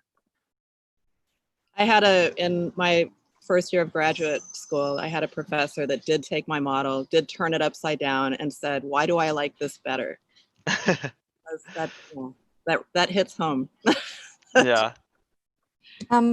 Does gravity work in your world, in this frontier? There is gravity currently for the player, but not necessarily for the architect. So there's no structural integrity, let's say, that's being tested. So then if I were to then, I'm trying to formulate this question. So I'll give it a go. Bear with me. Mm-hmm. Westworld, I mean, it completely kind of reminds me that it rings some kind of resonance about the TV show Westworld. In that ultimate experience for users are, it's a complete fantasy, right? You can go to this world and do whatever the hell you want and have zero accountability for it, right? So that's the tagline. Is this tagline is this for an architect fantasist to go in and do whatever the hell you want and test it out, or just how much accountability how real, is it for the player in experiencing this? In Westworld, there's zero accountability in that you can shoot and pillage and do all that kind of stuff, and that you're not going to be thrown in jail. But there's kind of ultimately there's real consequences, right? That you are destructing something, and that it does leave, for some people, some characters in the TV show, it does leave kind of psychological, real sort of trauma or influence or impact. And partly, of course, it's about, letting all of these kind of negative thoughts or evil thoughts out of your system, so that in the real world, you can be a good person. So I wonder if there is that, is this where, architects can come and do whatever the hell they want without judgment, without accountability, so that they can. That's a great idea. Just get it off your chest, get it off your chest so you can do it. Yeah, so that you can, in the real world, be responsible and not have to feel that you're. That place already exists, no? Yeah, it's called SCI-Arc. Yeah. Yeah, it's called school, right? So I guess, because otherwise it's quite open-ended, right? I think it's really good fun. I think it's a great premise. I love the undertone of the frontier, all of that stuff. But then I think built into this project needs to have something a little bit, you know, yeah, sort of like what is the inspiration or like a drive? motive. Exactly, the motive, the drive, the incentive that perhaps can be built into this. You know, call it your marketing tool, call it your MO, whatever. You know, right? But I think it's not just you know to be fun. I mean, of course, it's kind of fun, but it's not just about that. Just like the tagline, just like all these kind of headlines and one-liner from Westworld, it comes with it all of these implications about human psychology, responsibilities, what does it mean to be a human, you know, blah, blah, blah, all of that stuff. So I wonder if it's, you know, that it has room to include in it, you know, what does it mean to be an architect, you know, all of that stuff could also be part of this project. So that not only that it's just more enriching, but also that there is actually a point to this exercise that is beyond just, you know, someone, you know, beyond the already enriching experience of just having fun and experience of being an architect. To that end, I wonder, therefore, going back to the idea or the question, does gravity exist? You know, so what are the constraints and the freedom and the liberty? And I think the choice and the deliberate decision about what are those rules are therefore important because they are the physical manifestation of those deeper questions. So if gravity doesn't exist, therefore you can do whatever the hell you want, get it out of your system so that in real life you don't have to do that or whatever, you know, however you kind of want to dress it up. But I think then the question is, or put it the other way, if it's you know, for someone to just come in, even non-architects to come in and have a go at it, you know, in which case, shouldn't gravity be something quite important so that when they do something in there, that just like in Westworld, if you shoot someone, if you shoot a host, they die, you don't get put into jail, but they die, right? So over here, if you do something that's cantilevering too long, the building does collapse. You don't get put into jail. You don't have to be truly accountable for it, but there is real consequences. Well, you know, there is consequences in this world. And I wonder if that would, again, make the experience a little bit more enriching, and it speaks more and deeper into the incentive and all the questions, the bigger questions that, you know, I was just talking about. You know that in any video game, though, all of these underlying, it's never just fun. There's always psychology. There's always subtext. There's always all of this going on. There are people that play angry. There are people that play fun. These things exist anyway. So I'm kind of curious if this is a video game. I don't even necessarily care who it's for. Like, why should it be policed who gets to use it and who doesn't? If it is something that's like a video game, it may just be that you need to kind of add those components that video games need, whether it's competition, whether it's narrative, whether it's adversarial kinds of moments, whether it's like how to win in a way. Like it may be that if you just think about it as a video game, you might be coming up with new kinds of potentials of scenarios. Like, I don't know that it wants to be an architect's tool. It's just, then it ends up being a kind of Revit with a kind of background. It may be more interesting if you incorporate, if you let it be, and I don't think I think that, you know, things that happen in video games now are like Westworld is a kind of, you know, inflation or hyper example of what's already happening, right? Like, you know, so all of these kinds of like getting it out of your system, that happens anyway. Maybe not for everybody, for someone. But anyway, my point is that if you looked at this as a video game and you thought about what you wanted it to, how you wanted it to behave as a video game, but yet you're also kind of constructing architecture along the way, you might discover elements that you didn't realize that you needed that are architectural elements, or that are just kind of gameplay elements that end up, I don't know, kind of, you end up discovering kind of directions and possibilities and outcomes that you couldn't anticipate. So it's not necessarily designing an architectural tool. Yeah, I do think like this doesn't, this is more of like kind of the meanings and less of the motive, but one precedent that I really like is a game called Getting Over It by Bennett Foddy.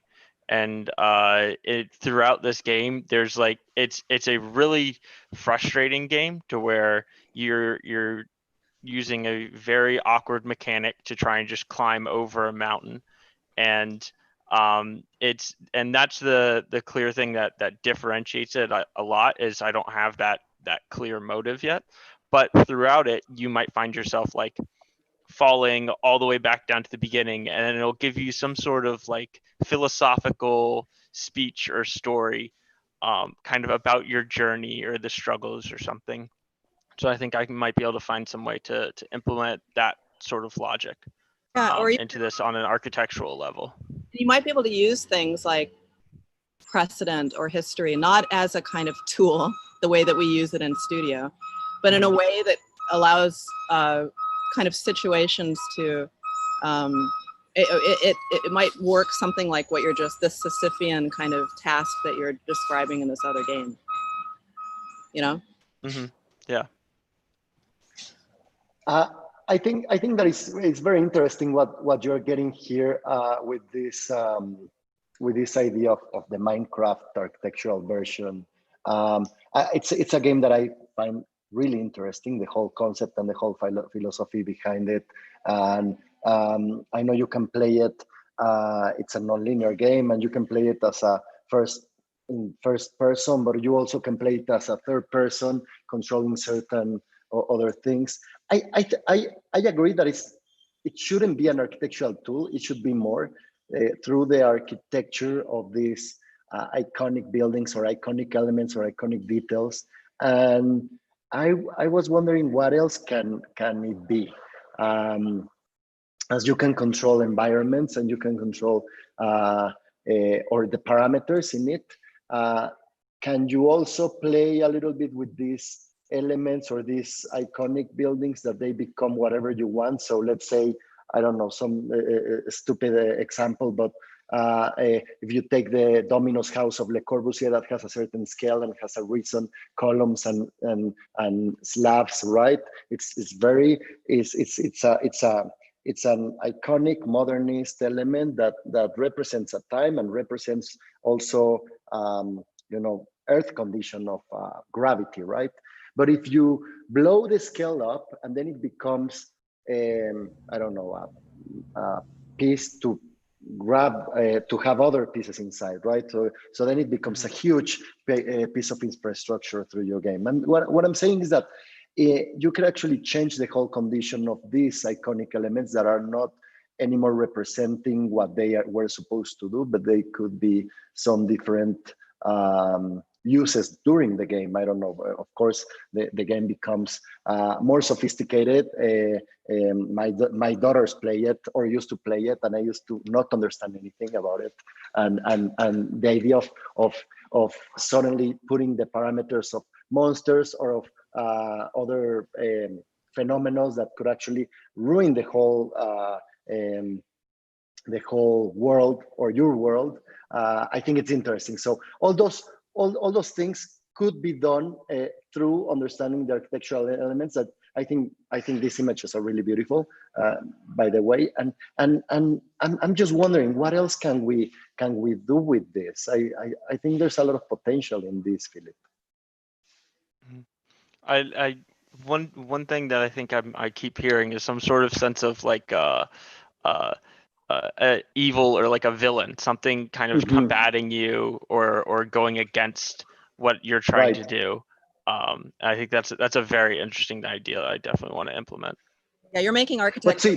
I would say that, I mean, I think that there is a sort of super smoothness that I think everyone's trying to kind of is suspicious of. And I wonder whether or not either you kind of overlay, I'm not gonna be able to give a comment that's not somehow critical of like certain I think that the idea that you're kind of playing out the sort of this kind of frontier space, which is kind of the kind of a Western history of architecture, a kind of frontier logics, which in themselves are embedded with all kinds of violence and evil. So like, I think you don't have to scratch very hard from the surface to understand like layers of complexity that are built into the context of the things that you're using. It's there. You don't necessarily need to overlay a monster, although that could be a kind of an interesting technique. I do think that what you're saying, like what you're going forward, like the overlaying of different interfaces could be a nice way into thinking about how some of these,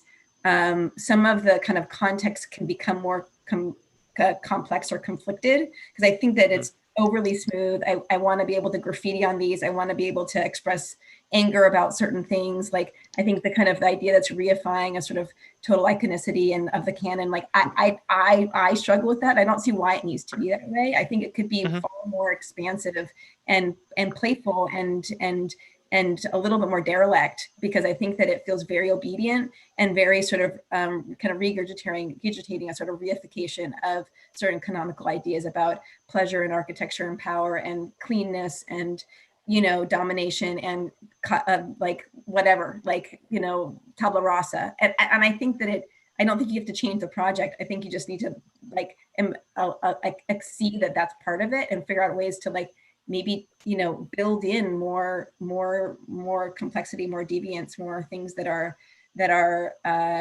quite the other side of architecture, you know, and architecture and play. That's really a fantastic idea. I think to kind of add that layer of disruption to this, and now that you say it, Mira, this idea of the frontier, the clean slate and the modernist elements. It's like ripe for that kind of next layer of bringing up in the messy and kind of really messing it up.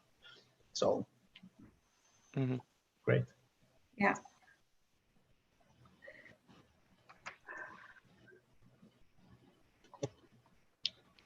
Awesome. Well, thank you. Thank you. Great. And so next is Cameron, who is also one of my students. And we have John Cooper joining us from the night club, or not night club. Yeah, that's where I am. Hello. So I'm going to share a Mira board, and in this Mira board, under the thesis midterm heading, there's a video that includes a pre-recorded voiceover. And I think it'll work best if we all watch it on our own device, so there's no issues with sound. And then if the Mira board doesn't load, I'll drop a direct link as well. And it's about 3 minutes, and then afterwards I can share my screen, and then we can look at the rest of the board.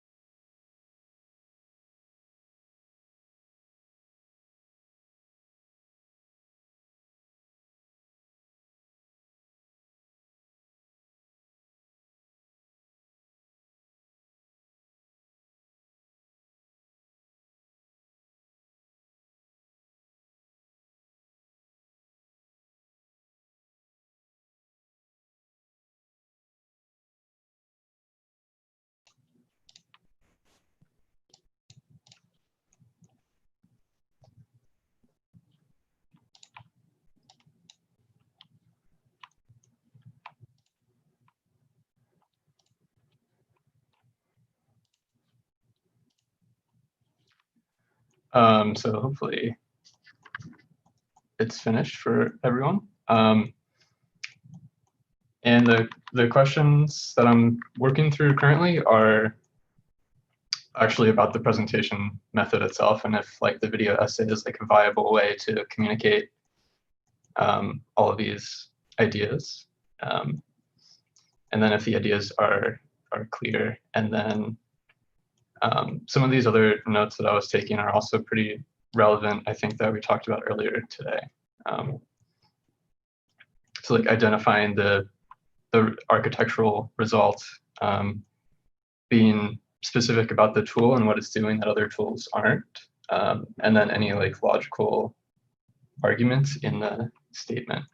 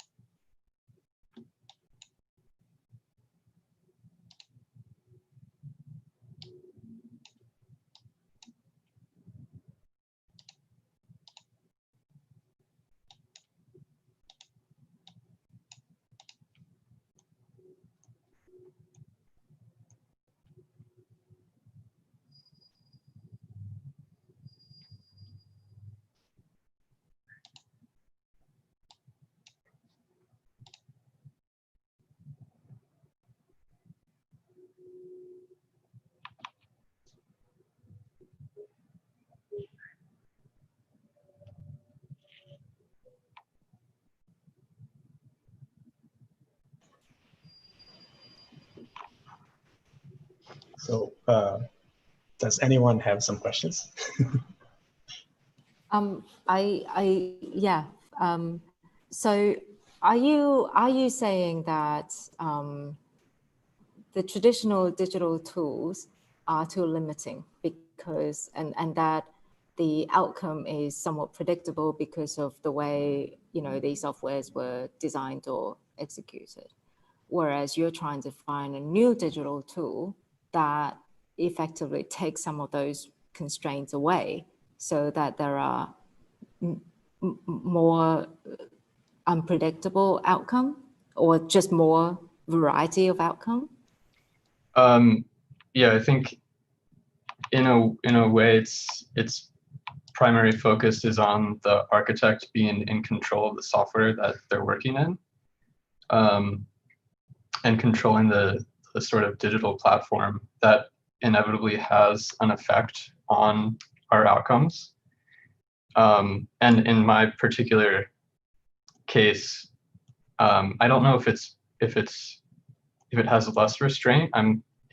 So this piece of software that I'm working on has, I think, more restraint in the actual modeling space, and it's really about the architect designing the sort of underlying or like the sort of driving force behind the actual space of results.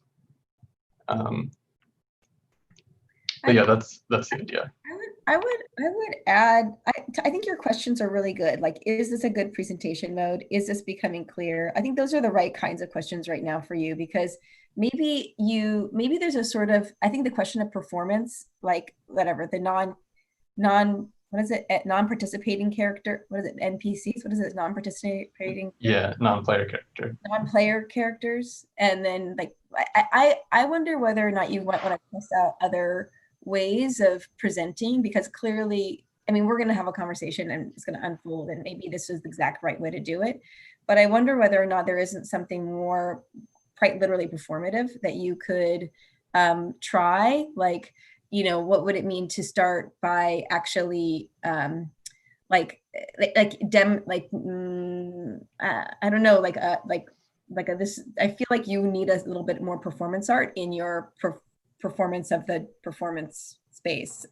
I mean, and I think you're in a place where so many things are understood, and really now it's because how do you tell it in a way where also the method of telling is also somehow embedded in the values of your thesis, right? I think that those things would want to start to cohere. I think that would really kind of elevate the power and the depth of kind of the implications. So I don't have an answer, but I do wonder whether or not like immediately trying to figure out a way to immerse us in actually playing somehow, and rather than begin by explaining the scaffold, actually immerse us in some of the play, and maybe talking, almost like describing and talking through it before backing out to sort of describe it structurally. Like you start by describing it structurally, and then you get us in. And in that point, it's sometimes I wonder whether or not maybe an inverse of like of being in it and really slowing down and describing things, where agencies are, like the kind of strangeness of agency and how fugitive it is. And I feel like that's where the potency of the project is, and trying to somehow to describe that was very important here now, rather than just kind of explaining it like as like through all in a sort of analytical way. Right. I don't know. That's my first inclination is that. I totally agree with you, Mira. And I think the basic move from a centralized form of agency in the player to a decentralized peripheral or marginal form of agencies and multiplication of it in the non-playing characters. I think that's a very strong kind of theoretical move to make from a single determining agency to which all other agencies are basically subject, to these kind of slightly anarchic figures that have their own behaviors, and the margin kind of displaces the center. But I think in that move, it then becomes, it's so interesting to ask, well, then what are these agencies? What exactly are the specificities of the behaviors which you're now recentering? And I agree with Mira on that point, that in the mode of presentation, to be able to characterize with more specificity those agencies is important. And because, the one thing, in a certain sense, a vestige of the player remains in the camera, and that it's still, everything is observed omnisciently. So if it's not a player, there is still an observer, I feel. I mean, I'm not quite sure how you organized your cameras, but is it the case that the camera is attached to the NPCs, or is the camera actually separate from them? I got the feeling that it was separate. Is that correct? It's actually both, where the user has the chance to cycle between either a detached or attached camera.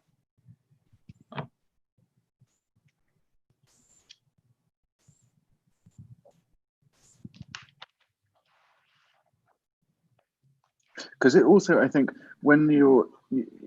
if you were to particularize and characterize more in a more distinct fashion each of the specific behaviors, you'd have to start making decisions about, well, are they antagonistic? Do they tend towards consensus or dissensus? Are they motivated towards similar kinds of goals, or are their goals misaligned? And I suppose, in a certain sense, that's where you start to expose the kind of embedded spatial politics of the platform that you've created.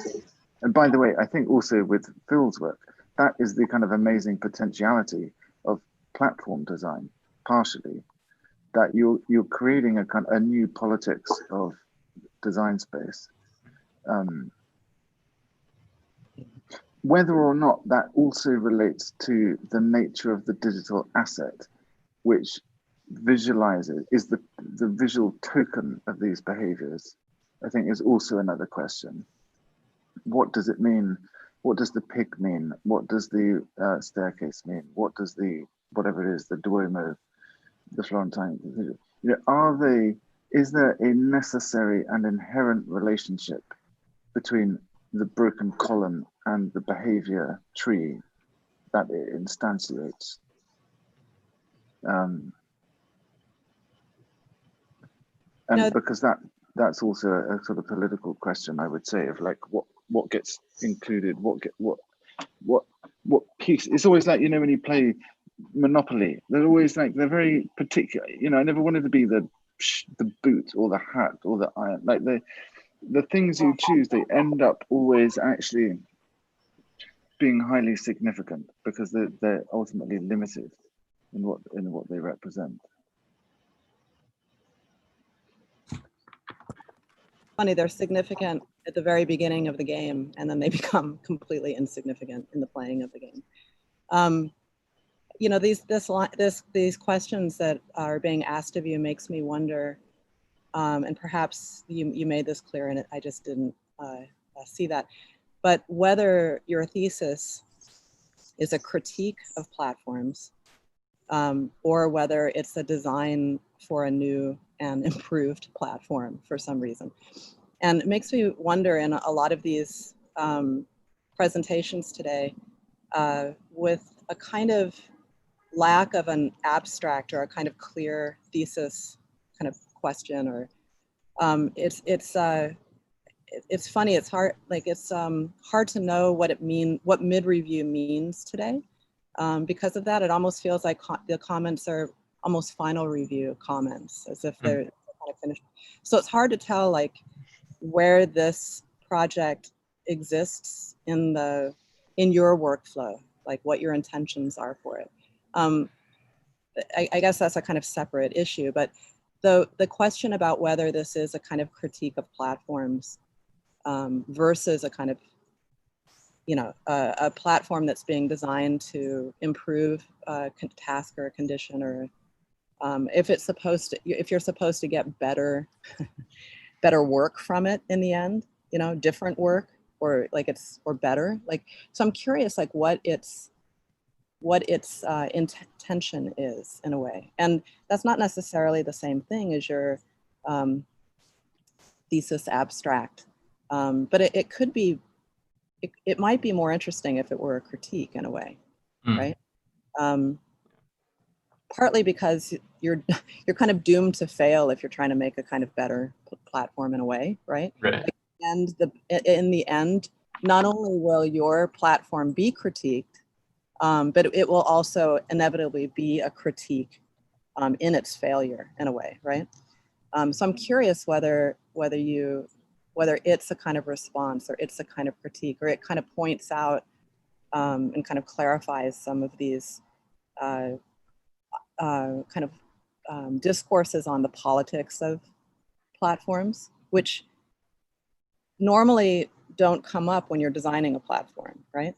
So what's interesting is the kind of discussion that's being had around your project isn't necessarily the discussion that one would have if they were designing a tool. And so I wonder whether you are designing a tool or not, or doing something. Yeah, I've been trying to like keep it out of the world of critique for a while by just sort of presenting it as an alternative working methodology that sort of cycles back and then kind of like takes aim at the sort of authorship and agency over the current platforms that we use today. So it's in this like weird, like kind of both critique and like new proposal at the same time. And it's like kind of in a struggle to like push it far to one side or the other. The funny thing is even a kind of suggestion for an alternative, you know, could potentially be the critique, right? Because the suggestion for the alternative is targeting specific understandings of you know, of what platforms, how they work, or how they're designed, or what their what their kind of structures are and infrastructures are. I think the difference is like saying alternate platform is not the same thing as like designing a tool. So there's, for some reason, for me anyway, I can't help but wonder like how you test this, or like what it is kind of improving on as a tool in a way. And because you're not kind of chopping vegetables with it faster than the last knife, or you know, because it's not being tested. So I guess what I'm saying is, even in its design as a kind of alternative, it could still in that abstract be focused on kind of clarifying issues about platforms and in general, in this kind of not critique, not kind of as a critique, but as a kind of, as a particular thesis, whether it's about politics or whether it's about other, I mean, that's a pretty broad thing to say. Like if you're being critical, it's going to be political. So it's going to be about politics. But anyway, I guess I wonder whether you embrace that conversation and it becomes your project, or whether you need to kind of test we need to see the tool do something. Like, what does this thing do exactly? You know? Yeah. I think you can't shy away from the critique, and critique doesn't necessarily mean it's all bad to start with, right? Critique, you know, in equal parts have an, you know, interpretation and appraisal for it, you know, to take over and reuse, you know, to you know, reappropriate and in a different scenario to achieve something else, et cetera, et cetera. You know, if critique is the strongest word, is too strong a word, then how about just kind of responding to what's currently there? And yes, propose an alternative in that way. But I feel that you cannot but to own up to the reading of the current and respond to it. And I'm actually, you know, been kind of too scared to ask what is the outcome of it, like, you know, or maybe you can, do you have in mind in your final, what is it that you would be showing in addition? Would you be showing a test scenario, a test case, or fleshing out some of those specifics that that John had mentioned? Do you know? I don't think I know yet. No, it's something to think about though.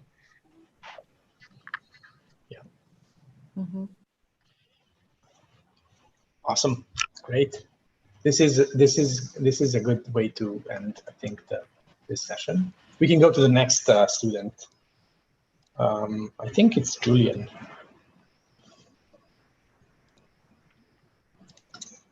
Oh, hello. Hey, Julian, you can start. Hi. Sorry, 1 second. I'm just getting everything moving.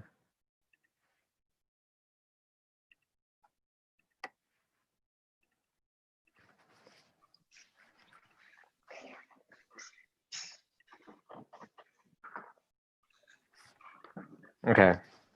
Hi.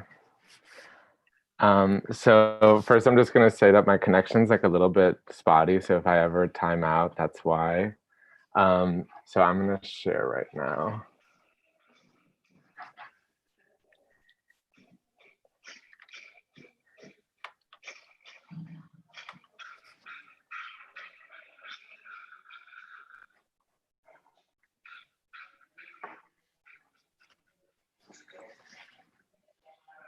Okay.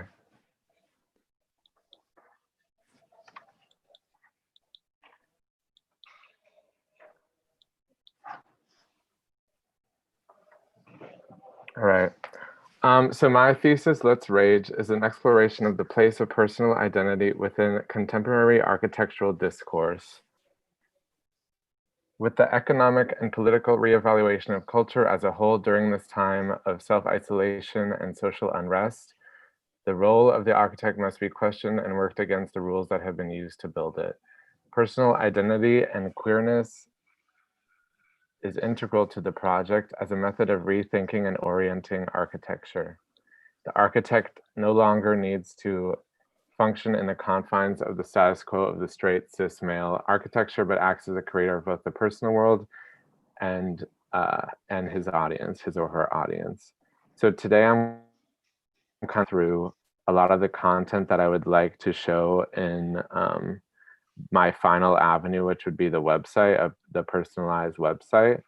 The queer identity in this project, one of the readings that I went through that was very integral to like the development of the project was Cruising Utopia, the Then and There of Queer Futurity by Jose Esteban Munoz. The queer identity is explored beyond the realm of sexual orientation in the project into the examination of the queer identity of the architect. The construction of the persona is what we call the design process, and the buildings and built environment are the accessories he or she chooses to adorn him or herself with. This project is a collection of formats and mediums that equally coexist within the framework of the personal platform. So I'm just going to kind of run through this. I'm noticing a few copies here. So a lot of this has been done in Unreal Engine. It's a combination of 3D scanning with world building and architectural elements. But like I said, the real architecture in this case is the construction of the architect as opposed to the built form. There's a few, I guess I would say, like the three main worlds are the volcano world, the cliffs, I'm calling it the cliffs, and the rain world, and the ice world. So moving on. So as I was speaking about the creation of the persona, something I was interested in exploring is like the creation of an avatar that exists, that would exist in these worlds that are created by the architect. And I've gone through a series of just various reimaginings of the world. I know someone had mentioned, I think it was Jennifer, Westworld. That's definitely like something I'm playing off of. I think something that will be explored further in the final kind of documentation of the project is the music video as kind of the final form, which is what I'll show at the end today. But I kind of just explored various methods of experimenting through the 3D scanning plus kind of the Maya animation and various methods. This is like the avatar creation that was done in Cinema 4D. I mention all the softwares because I think in this time and age, the use of the software and the kind of the ability to collaborate on different platforms is very integral to the architect. There's various kind of developing stages happening right now, but I would say my final thoughts are that the thesis project posits that the future of the architect and in turn architecture is rooted in the curation and creation of a personal identity that is shared with an audience. This again will be via a personal platform, or in my case, the website. In order for the role of architecture to expand during our time of upheaval, the identity of the architect must expand past the tropes that have been placed on the role before. In other words, nothing is too personal. It is only not understood by those not worthy of progressing. The goal of the project is simple: highlight your strengths, understand your weaknesses, push the messages you find important to spread. The thesis has its own queer set of rules. This is something that is further explored in the project. You know, I mean, speaking of my own queer identity, I wanted to expand that into working with a queer set of rules as a designer. So kind of implicating the rules within queer phenomenology into the world of a designer, which I think is very relevant, a contemporary issue that we're facing. So the end goal is for the architect to create their own audience and participation by first creating their own identity. The intimate and personal is the future of architecture. So I'm going to stop sharing this, and then I'm going to share. This is I would just say like a rough draft of a lot of the elements I've been working on. I'm gonna call it a concept video. And the music is also something that I created. We're not hearing the music. Oh, you're Is there not? Oh, music? shoot. Yeah, so when you might need to just reshare and click the button, play Okay. computer audio. It might be because I have to present on my desktop. And I don't know if the desktop will get it. Sorry.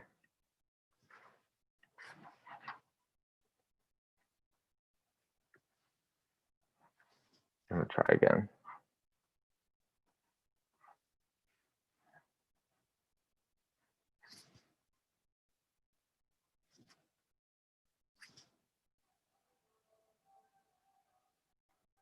Yes?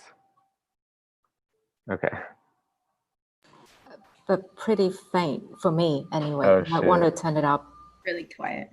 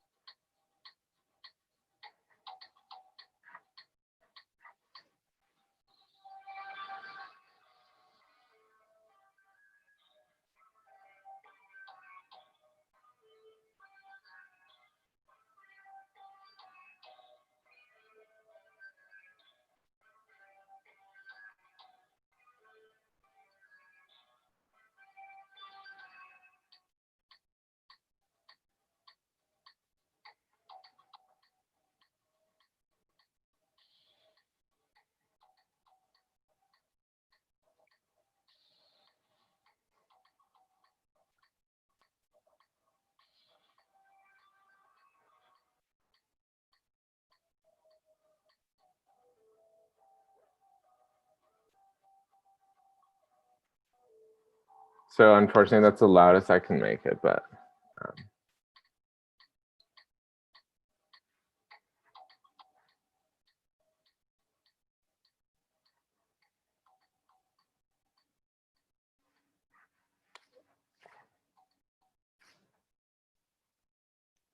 so yeah, just to add, I think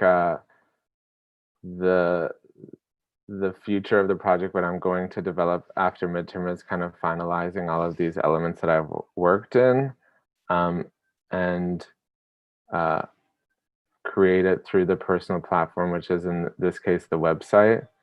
And I know something we spoke of at the last review at Miniatures was how we can integrate other involvement of the audience, which I think is an interesting problem. I think it would be great if people could architect their own avatars that could, if not function in this world, but function in their own. But yeah, so that's kind of what I have to present today. I have some questions. Can I ask some Okay. questions? Yeah. In a way, I have a kind Please. of a laundry list of questions. I hope you don't mind. One question is like how you chose the 4 environments. The other question is, I see the environment. I see like, you can see elements, and I'm curious about what they might mean. Mm-hmm.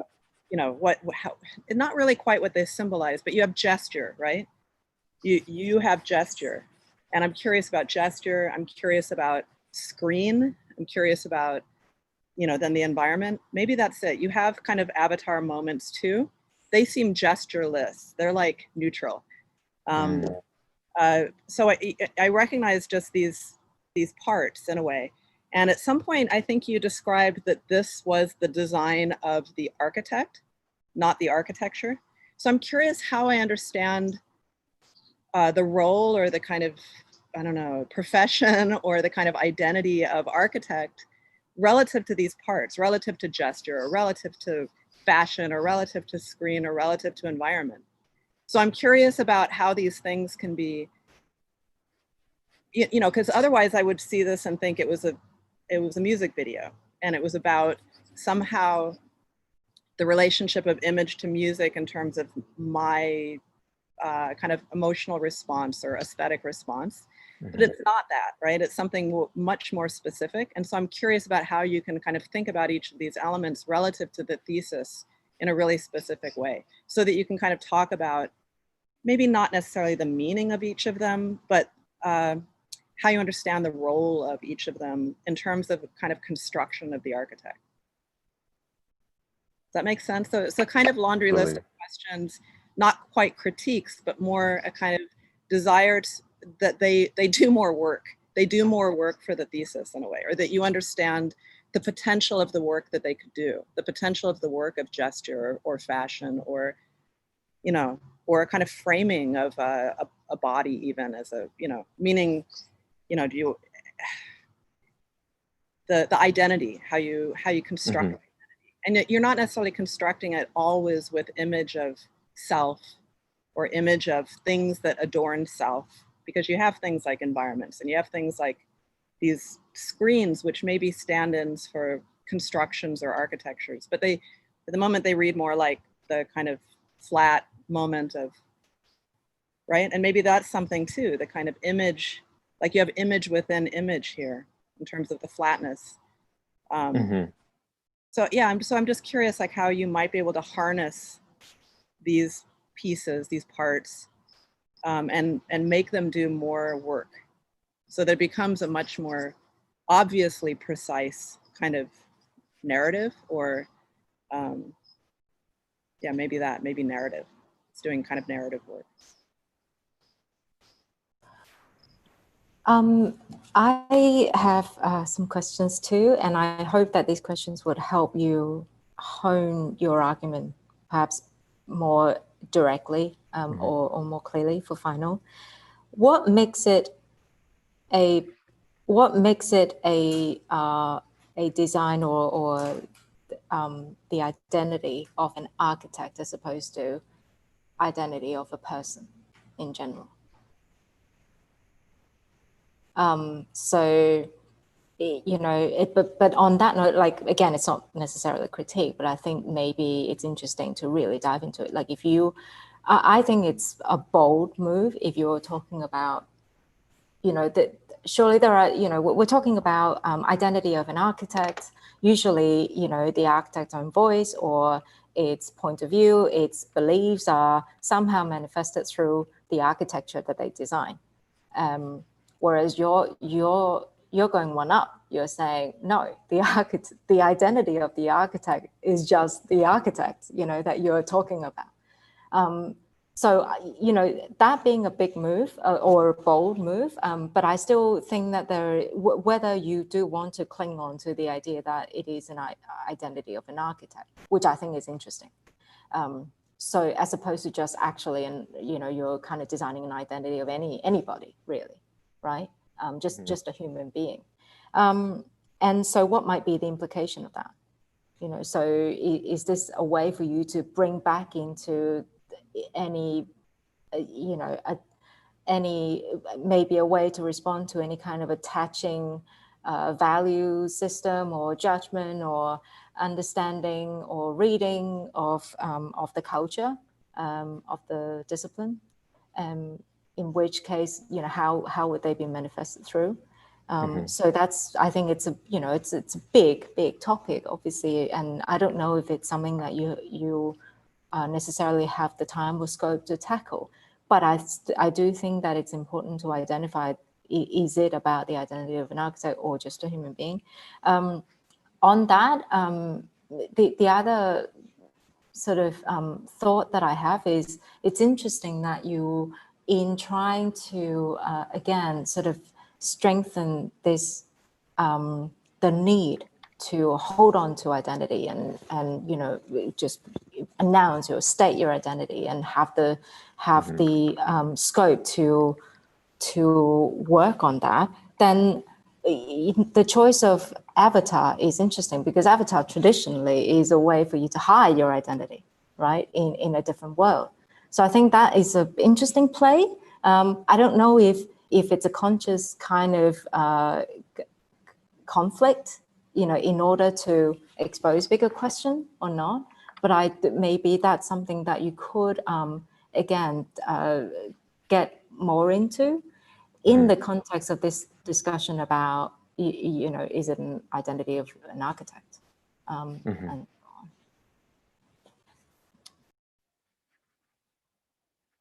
yeah, that's a great point. I just wanted to add that I think something I didn't mention that I think is important, and something I was talking about is of kind of the development of a temple or a space. I'm kind of comparing the dance floor, like the kind of communal club space, to like a temple.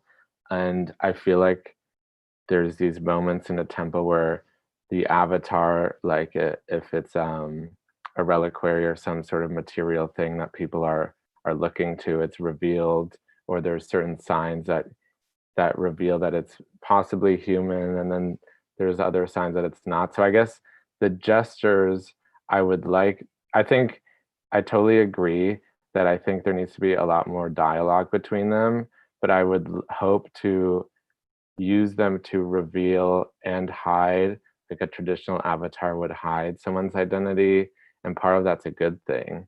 But then other times you want to reveal. So it's kind of going back into the idea of queer ephemera.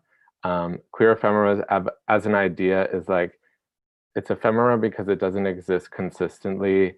It only exists in these moments of, for example, in the gay dance club, it's kind of a space where these ephemera, these movements, or whatever identities can exist.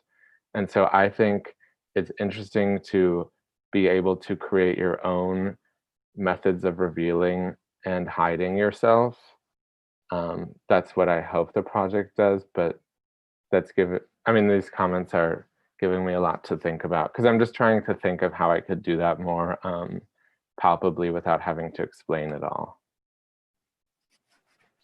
But Julian, I think a lot of this just depends on how you look at what you're presenting. And I mean, I think once you see it within a history of queer world building gestures, I think to me it makes a lot of sense. And in a certain way, the word architecture or the social role of the architect maybe even kind of obscures what to me is the more kind of profound operation here, which is the production of a world space in which it's possible for a certain identity to exist, because it's not a given that such an identity might exist. And I think you bring up Munoz, and he has so brilliantly theorized and historicized the history of these queer world-making gestures and the importance of their ephemerality. And it's precisely their kind of resistance to appropriation by the dominant regime and disciplinary apparatus of architecture, which has historically totally failed to provide the kind of the sort of sanctum that you describe, in which many kinds of subjectivity are able to exist. And I feel it seems really powerful to me what you're doing now at this moment with these tools, given the kind of the digital and post-digital environment in which we exist and are presently communicating. It seems to me you're using those as a kind of world-building apparatus. And I think maybe in terms of the way you kind of present, maybe being even more explicit about that genealogy in which you're working with, which is to me is more the genealogy of a kind of counter-architectural spatial practice, which is much more radically experimental in terms of the kind of spaces and materials that it's using. Because like Karel was saying, it's about gesture being so important. The kind of that form of architecture when there is no access to any other kind of material architecture. It's the first, to me, it's the kind of first architectural operation is the gesture. And then what can be mounted on the body itself. And then that small area of space around a single body, or then the gathering space of multiple bodies. I mean, these are, I think, really, really powerful kinds of narrative. And I think, figures like Jacoby Satterwhite, Kevin Aviance, that whole history of the club, the stage, the backdoor room. I know these are all things that you know, But I think maybe they're not commonly spoken about or acknowledged so much in architectural discussions, or even thought of as kind of outside architecture or not architecture. But to me, the value of your project is that it so compellingly brings those things into this disciplinary space and kind of questions the foundations of the discipline. So yeah, just want to kind of encourage you maybe to share more of what you know and how you understand this historically. Yeah. You know what might be interesting? You talk like as you talk ephemerality, or even the kind of failure of architecture, even though this kind of space that you talk about, this kind of the ephemera occurring in is architecture, but yet your video here is mostly vast nature, right? With kind of small moments of horizontal and vertical surfaces. I'm curious whether there might be some value in identifying those moments of those ephemeral moments more particularly or even materially, even though that might not quite make sense, and to kind of proliferate it in this space so that it becomes almost a kind of material condition. There's something always a little bit disappointing when architecture as a kind of idea gets reduced to a plane or a line or a kind of just Euclidean basic in a way. In a way, it almost doesn't represent architecture. Or it's too vague in a sense, or it's too disappointing in terms of its possibility for being architecture. You know what I mean? So part of me was curious about whether there's something about these moments of ephemera which might have a material condition, whether it is a kind of accessory or whether it is a kind of fragment of a body or whether it is a kind of gesture or something. And if those things those kind of almost immeasurable kind of moments can become not necessarily scaled up, but maybe multiplied so that they become almost a material condition, so that you almost can begin to see space being made with this kind of ephemera. And I don't know if it makes sense, but I wonder whether kind of identifying those ephemera, whatever that might mean, in such a way where you don't misunderstand it because you see gesture all the time, right? You see fashion and so just seeing a kind of single moment of it, I don't know that you necessarily recognize. So I wonder whether there might be other kinds of ways in which you suggest architecture with these kinds of image or material kind of parts. So anyway, it's a kind of strange and maybe not super clear suggestion, but I guess I just wonder whether that might make it different in a way where you begin to understand or question things a little bit more. Great. Okay. Can I just make one small Thanks. Okay.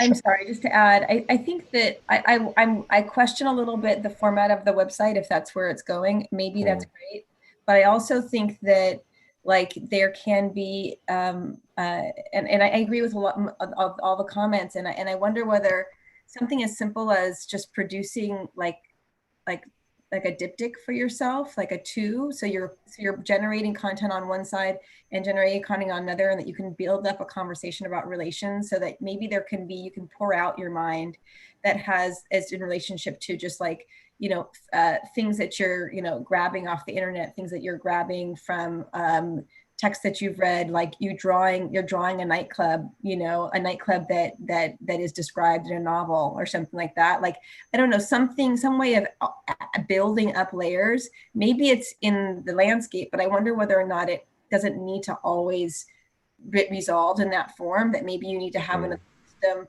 alongside it that can, and that those things can, it's not like an A and a B, but that they can maybe go back and forth, you know?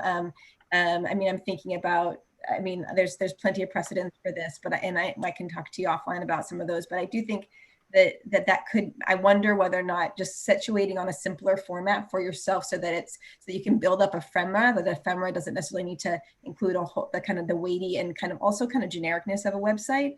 But, and so that's one question. And the other is to Carol's point, it's like, you know, maybe there's some details of, you know, scaffolding that carries the stuff that's shiny and glistening like your body and one of the other things, so that like that you could actually say, I'm going to design the stage, I'm going to design components of these things, give yourself license to be able to just do it, you know, and that trust that some of these things will, that they don't all need to point in a single point, like, and that they don't need to all, because I think that it becomes a bit not generic, but a bit vague in a way. And I think I don't think that I think this, by the way, that moment with the whatever it's called, the pearly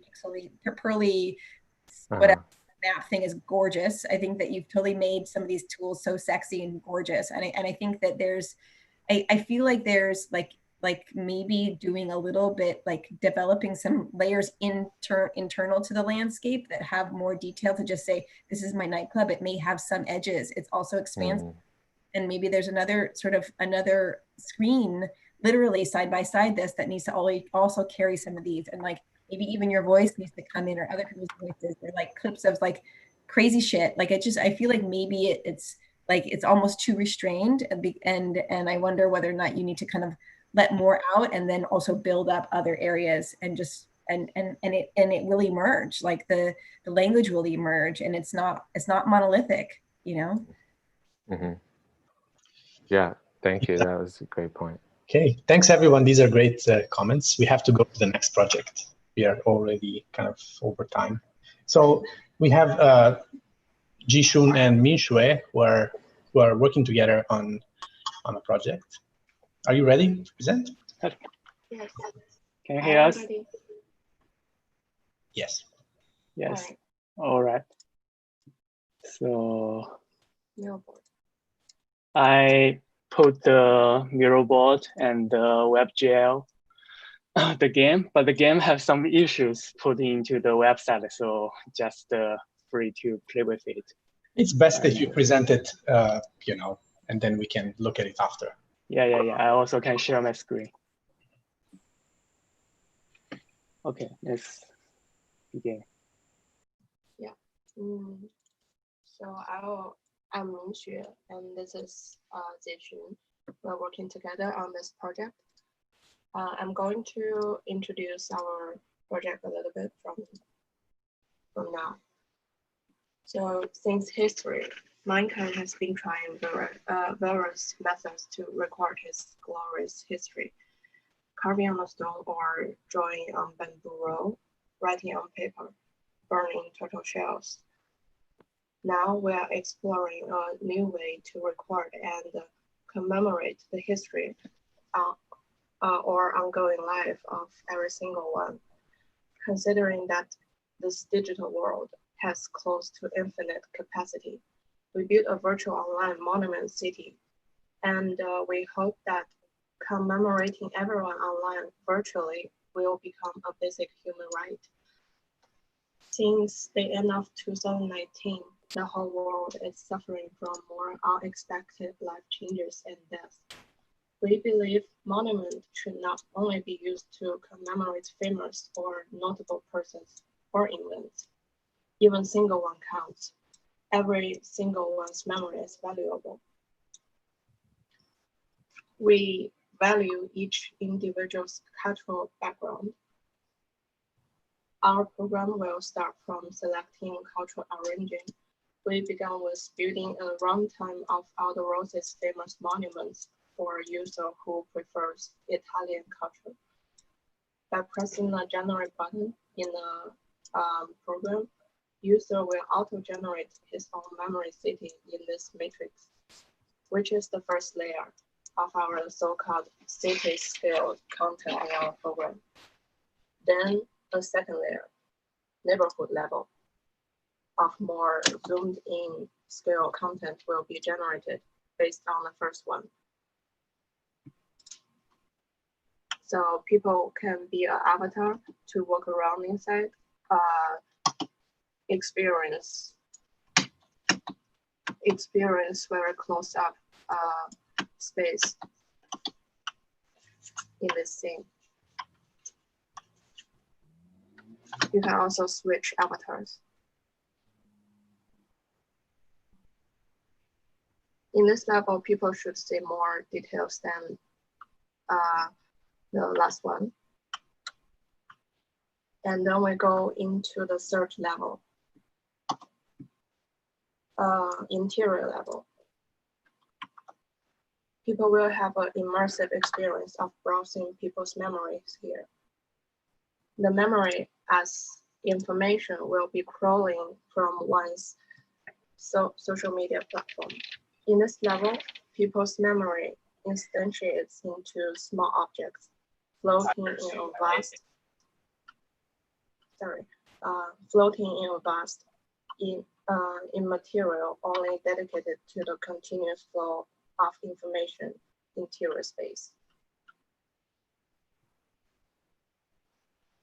So why do we choose Aldo Rossi?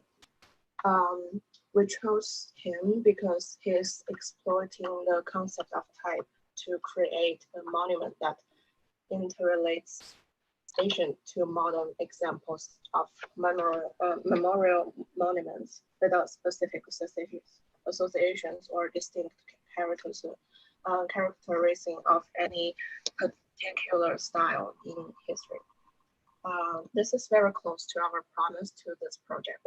Rossi's project reflects the city's past without replicating specific buildings, and as such, Rossi's project can be seen as a contribution and influence of how the city is going to become.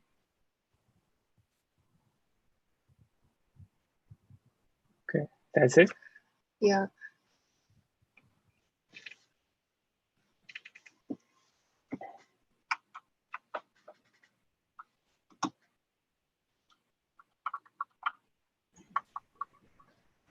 Can you go back to the city level? It's kind of difficult to understand what you were saying, actually. I couldn't hear most of that.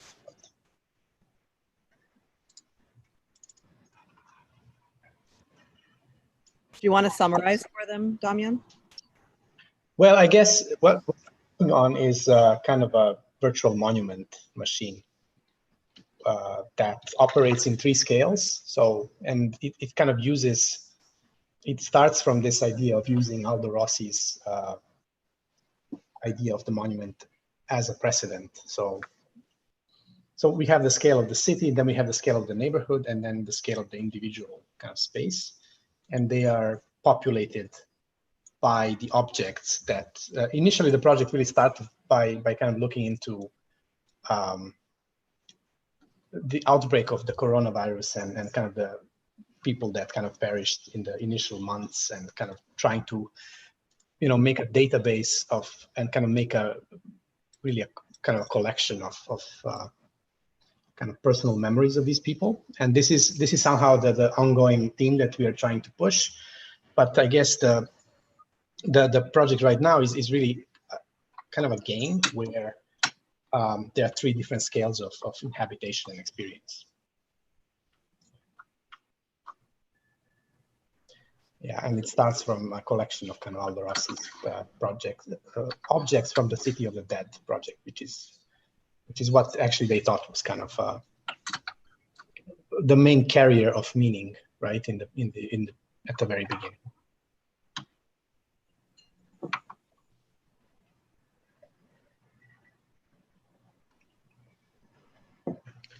So how do you play this game?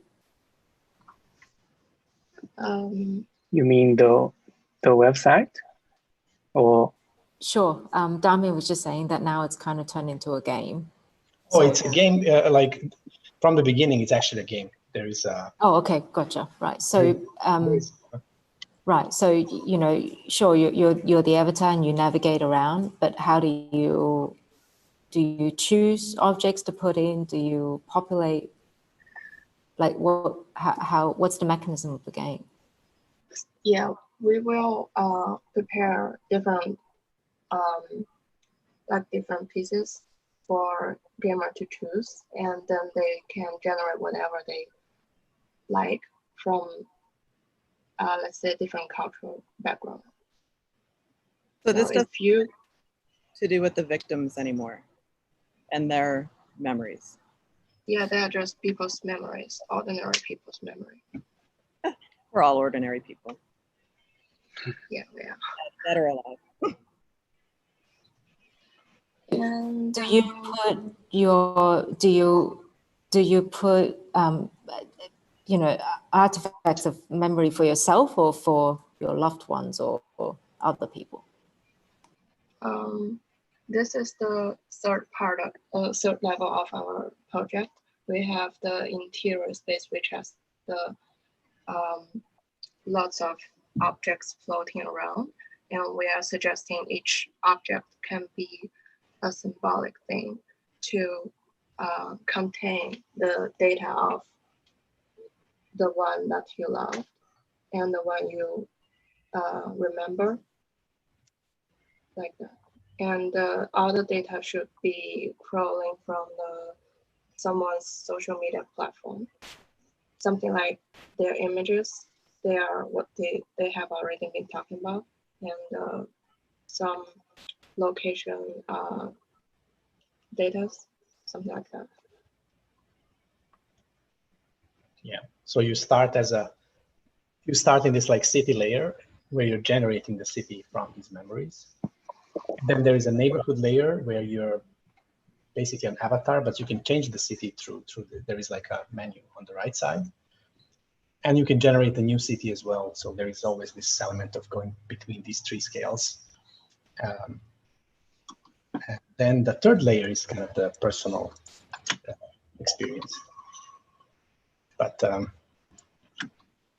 I guess what is unclear a bit now is like what happens, where do we get the data from, and is that like place, or is that something to yeah, right now, but sorry.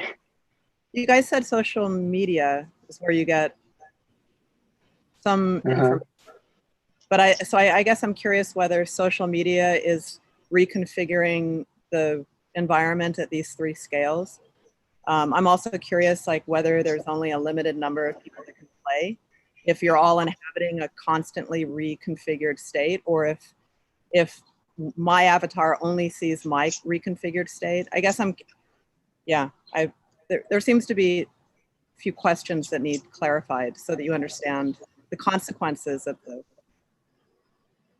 game. Yes. So as I mentioned, our program start from selecting cultural origin. It means you can select maybe your country from the first layer, and then the generating will be followed by your choice. For example, we are doing Italian cultural side for this project for now. So we are hoping that people use this thing in our Italian background.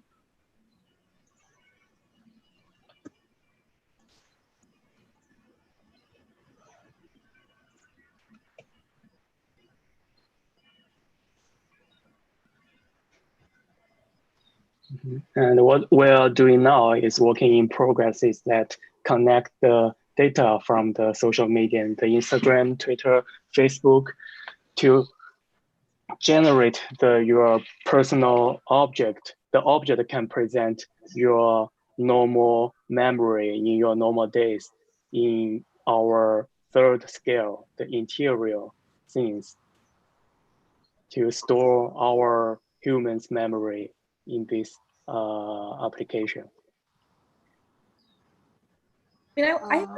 I wonder whether or not the initial prompt of like, the memory for, I think that you guys have already said this, but the idea that the memory prompt, the memorial for those that perished from COVID, like that's just like the beginning standpoint, but really that becomes, I think that's the initial meditation, but probably the game is not sufficient to be able to really take on that level. But I do think, or the project that is, but I do think that is an interesting, and I think promising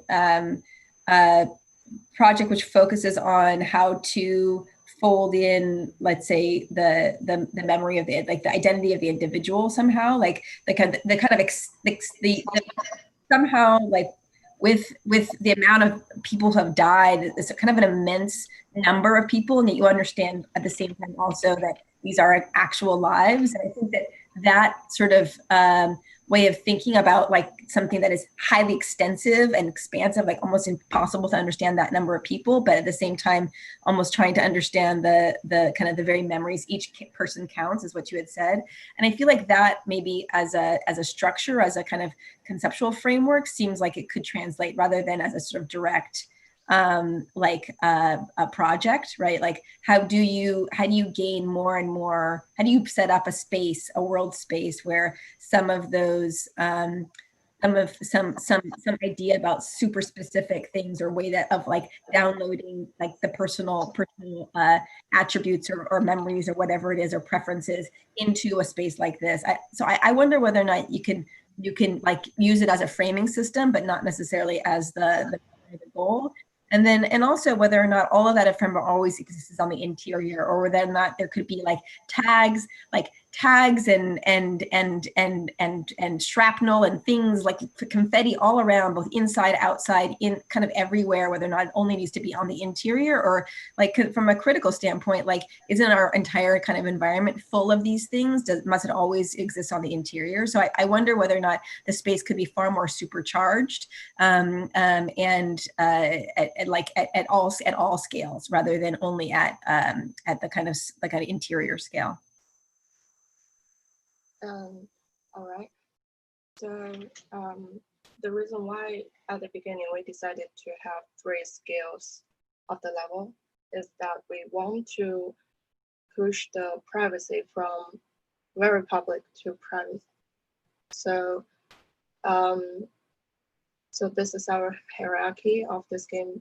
So we prefer to make the interior space as a most private space for people to going through to browse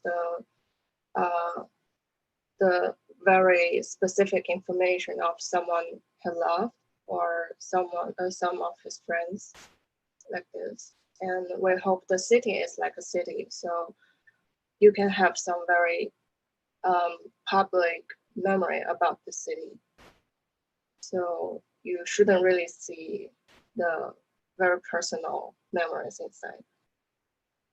And that's part of the reason why we chose Rose's architecture to feel.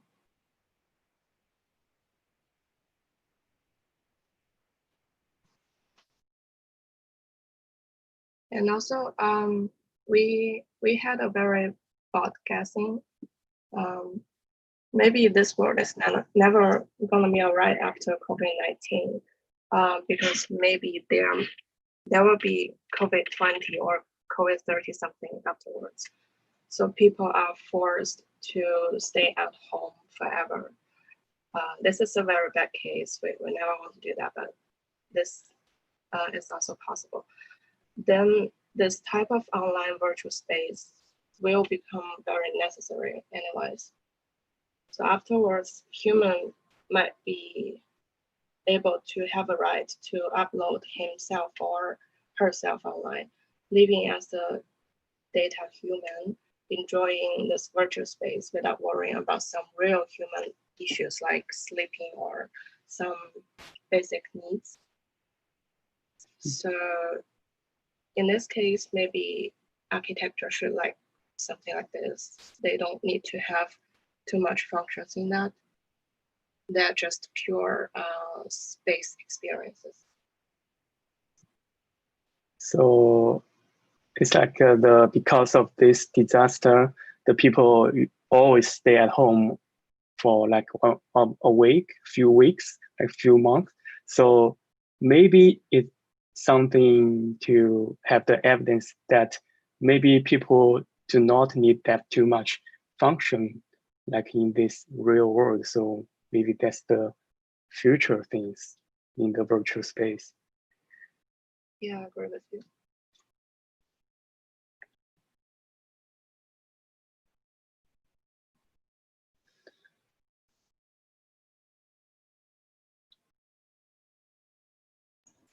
I think what you guys are describing is also a sort of inversion of the private space of the room becoming also quite public. Like, I think that there's another scale, which is like the scale of the screen, that where there's a real person in a room. I mean, it kind of keeps going. I mean, I guess I would say that it's clear that you guys there's a lot of like really kind of like feeling and meaning in the way that you're working. And I think as soon as you can, the sooner the better you can start to try and get a sense of some of that, the crowdsourcing and sense of voice into the project, the better, because I think it's really kind of relies in some ways on having it be a system that can hold a lot of things beyond the sort of graphic as is.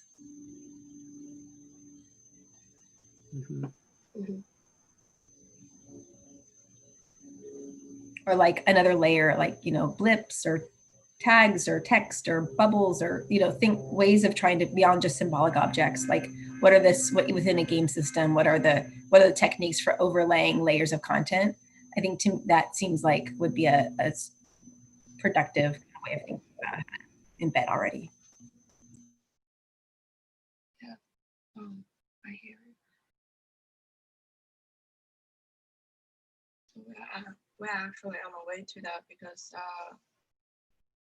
this is a game project. It's very essential that we need to finish the whole frame of this game. And then we do the more detailed jobs like crawling the data and find the finish of our game, something like that. Yeah, maybe I prefer the application instead of the game.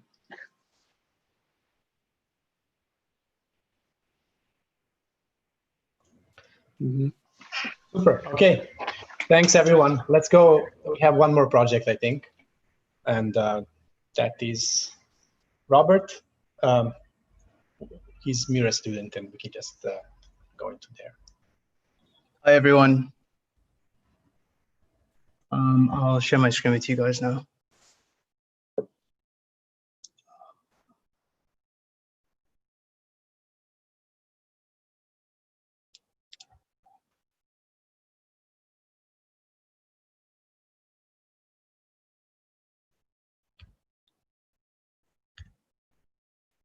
Can everyone still see my screen? So the name of my project is Complexion, and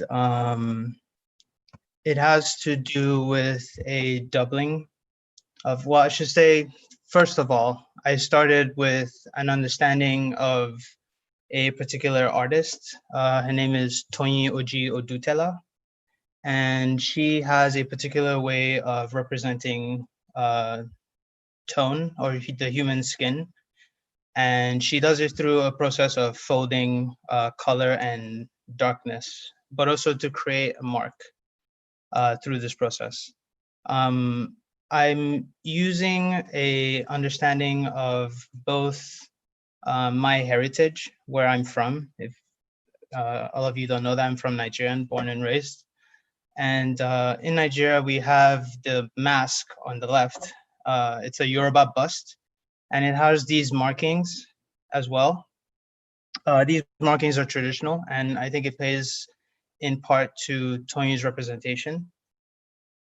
And I was trying to play on this duality, this concept of duality within this region.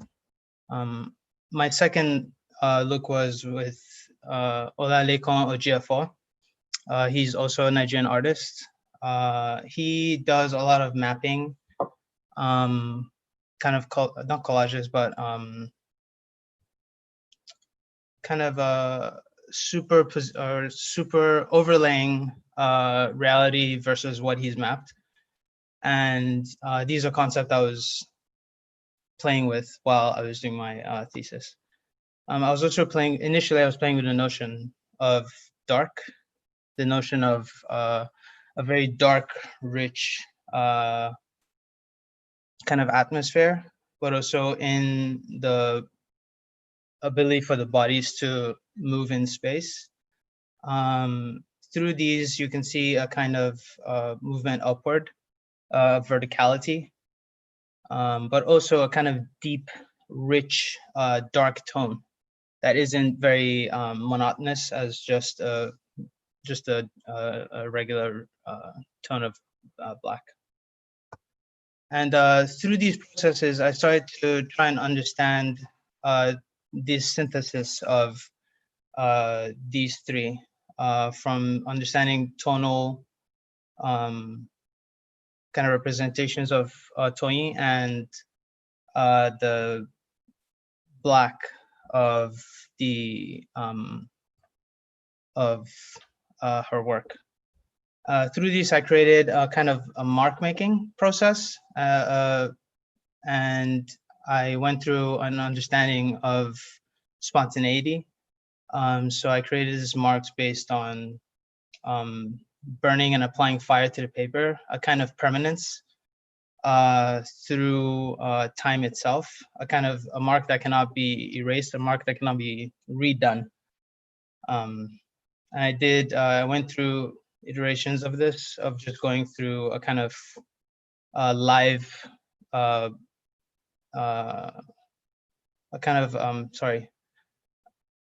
live presence with what the work I was doing, and I was in the moment. And I just went through that. And then from there, I moved on to using graphical means of representing these drawings, and using these drawings, as you can see, to further take my project from being just 2D and flat into the 3D realm. And after that, I had these 5 understandings: movement,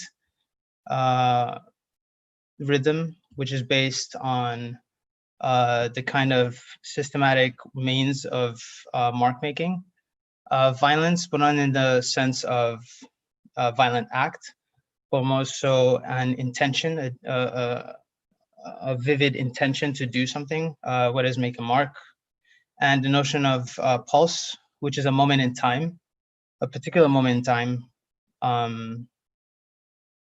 and the X, which is just a representation of a mark, the process of making marks. So through these 5, I synthesize an understanding of how I want to move forward with my thesis. I looked at some precedents for a kind of understanding of this as a field condition or a flat plane. And I looked at some precedents that have used this kind of methodology in representation. Agadir by OMA, as everyone I'm sure knows. The Rolex Learning Center by Sana. And the quadruple 1 Lincoln Road. I found this most interesting because it utilizes an open space concept, but it has these compressive zones, zones of compression and release. So I took this open space concept of utilizing, because they built a parking lot based on this, but I wanted to use something more, how do you say, more planted, more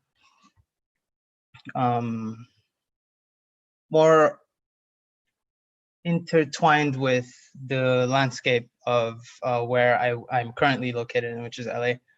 And I used a utilitarian function, which was a parking lot, just like Herzog and Demiron is. Their parking structure is barely over 150 square feet in total.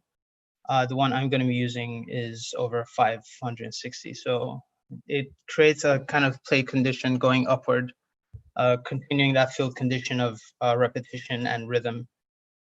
And so from there, I went into my miniature with this understanding of concentrating space, compression, and yeah. Through this process, we talked about columns that would come down from above, a kind of design condition that is from above rather than from below. Below is a kind of like a planimetric understanding, would be from below, seeing the object from above, but designing from below is kind of what we're doing with this. And this notion of like congealed condensing or densification of space and a material quality was what I was using my miniature for to test this out. And after that, I had an understanding of how I wanted to relate this back to where I'm from, to do a kind of dual project.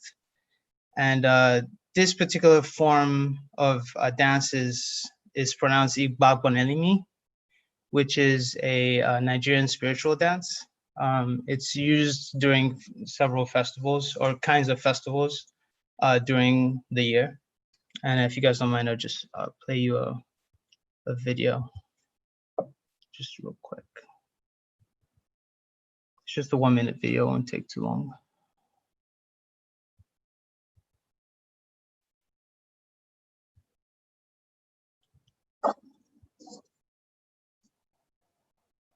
Is this too loud? There's no sound.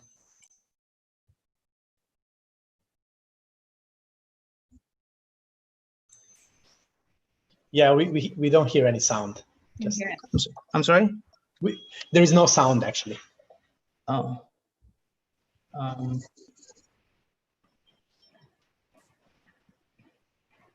How about now? Nope. There's an option when you share screen to share your computer audio. You have to click on the little ellipses and then turn that on. So you have to reshare it, I think. Yeah.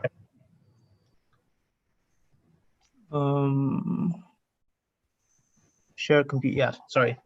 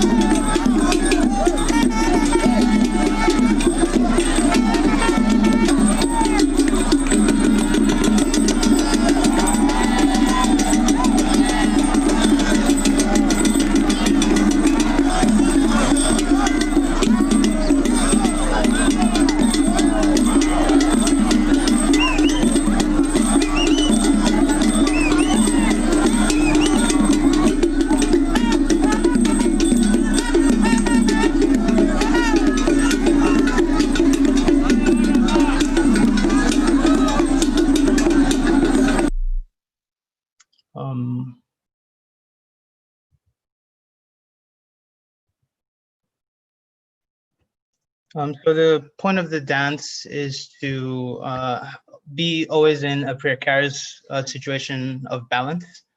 And by this means, they create rhythm. There's a dialogue between the dancer and the instrumentalist of how to create a kind of live moment. And in this understanding, I've come to create this notion of the pulse, which is in an exact moment, the dancer and the instrumentalist have to come into unison in order for there to be rhythm and understanding of what's going on for the audience who's watching. And I'm trying to take this idea of rhythm, repetition, and a kind of violence with the ground in particular, and moving that up to 2 different scales and levels of understanding. One will be here in LA, and I found the site, and this is what I've decided to use as my site. It is a massive parking structure that is currently not being in use at all. Okay, it is being used, but only the bottom levels. And as you can see, when you go higher up, it's very empty, very open. you can see the column grid. There's a repetition and a constant rhythm. And there's even material conditions that suggest a kind of violence being applied to the ground plane through an act of sweeping, a kind of human interaction with that ground. This is just a simple section slash overlay of my model to showcase what I was trying to do, what I'm trying to do with these zones and these spaces that crash into each other, because there's two ramp systems inside of the building, and they differentiate the spaces entirely. And yeah, this is just a night render that I made of the current building as is. And I want to use this to kind of show a sensibility of how I want my project where I want it to go. This kind of dark understanding, like a deep dark structure understanding. This is a model I produced, trying to also utilize that material condition, but also the effect of mark making, and trying to engender a layered understanding of an application of these materials.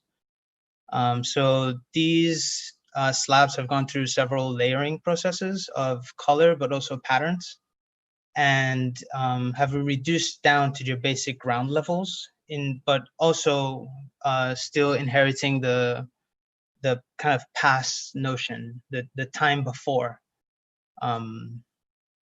And yeah, I'm just gonna, and this particular one is showing the kind of legless columns that would be used to divide the space. Like I said earlier, I'm trying to design spaces from above, or using the above plane, the RCP plane, as a design function instead of using a regular planometric understanding. And this is just one of those scenarios flipped on its head to kind of see what's going on in the interior, to see the details. And that's all. Thank you.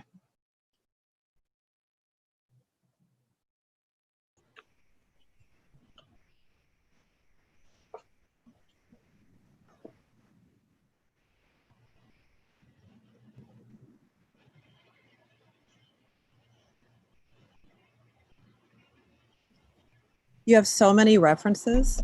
It's hard to kind of figure out whether any got left behind, or how they all are kind of informing either subsequent references or the project as a whole, whether they kind of come together equally. Can you describe the kind of, like, maybe what are the most important references, or what you're holding on to most critically in order to kind of push your project forward?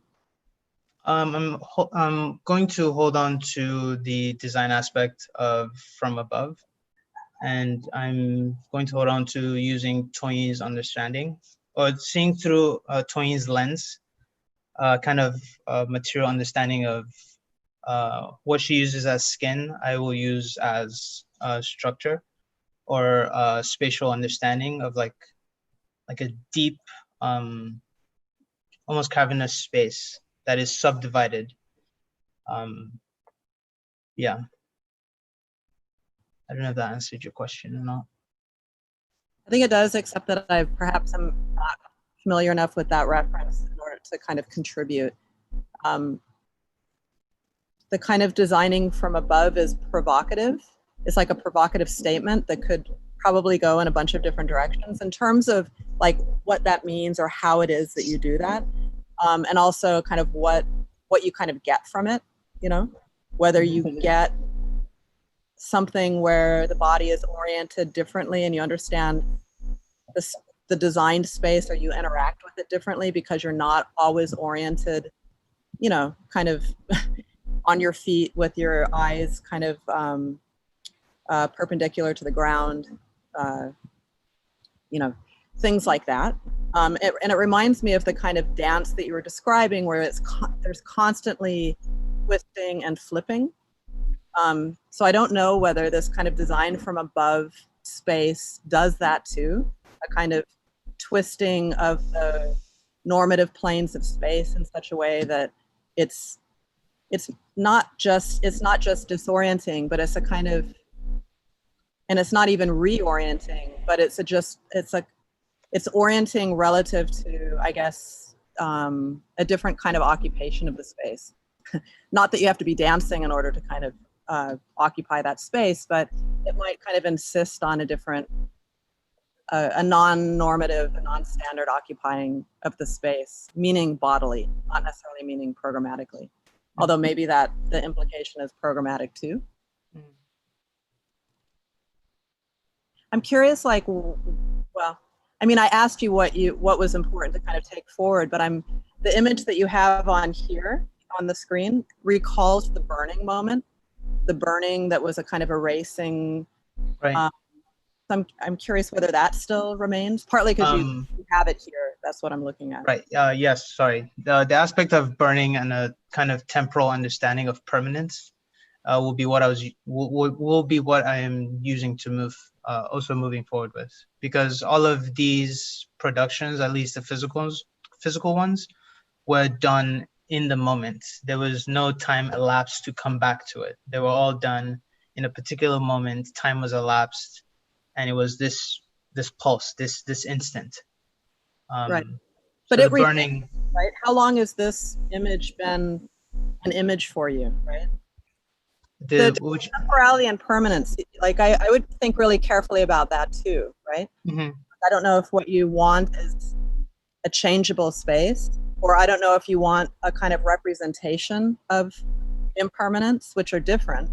I don't know whether you want it to kind of manifest itself programmatically, or again, kind of a kind of reorienting of something that's kind of Euclidean norm, or a kind of, where there's kind of typical axes of and gravities and things like that. Things where things sit and are in equilibrium and are stable, as opposed to unstable and out of equilibrium and so forth, right? So those might have a relationship to this kind of idea of impermanence or instability, and even erasing, where it isn't necessarily a representation of that, right? Like I see something burned, or I see something that's in the shape of what was burned, right? Do you know what I mean? Yes. Yes. Sorry. Thank you.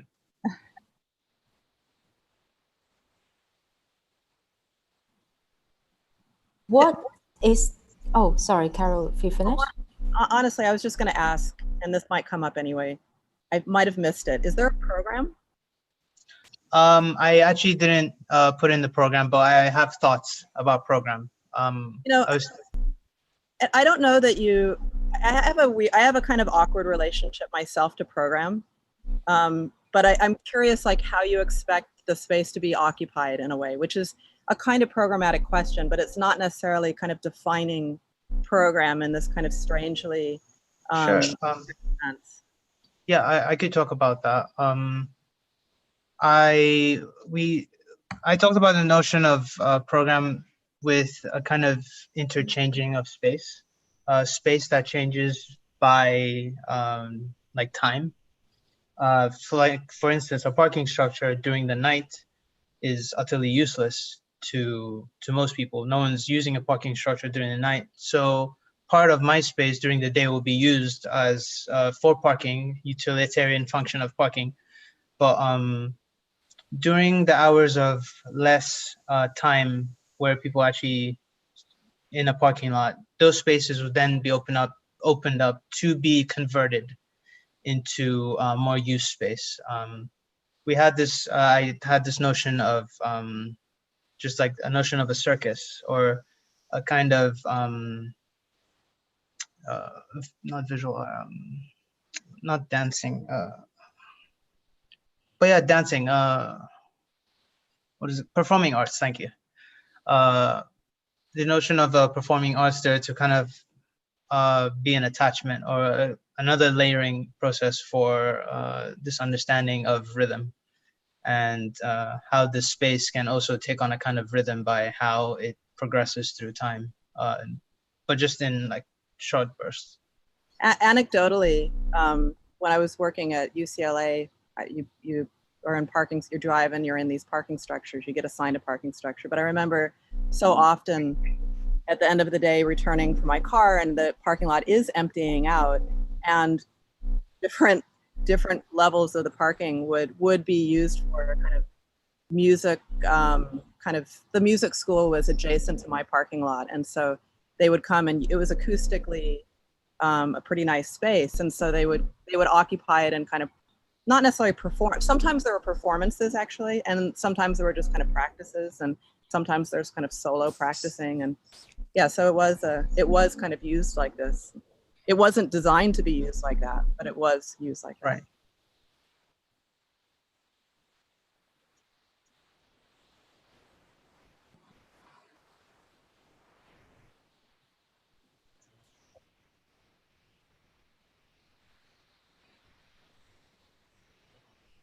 Robert, you mentioned the idea. You began with a diptych, and it was a doubling.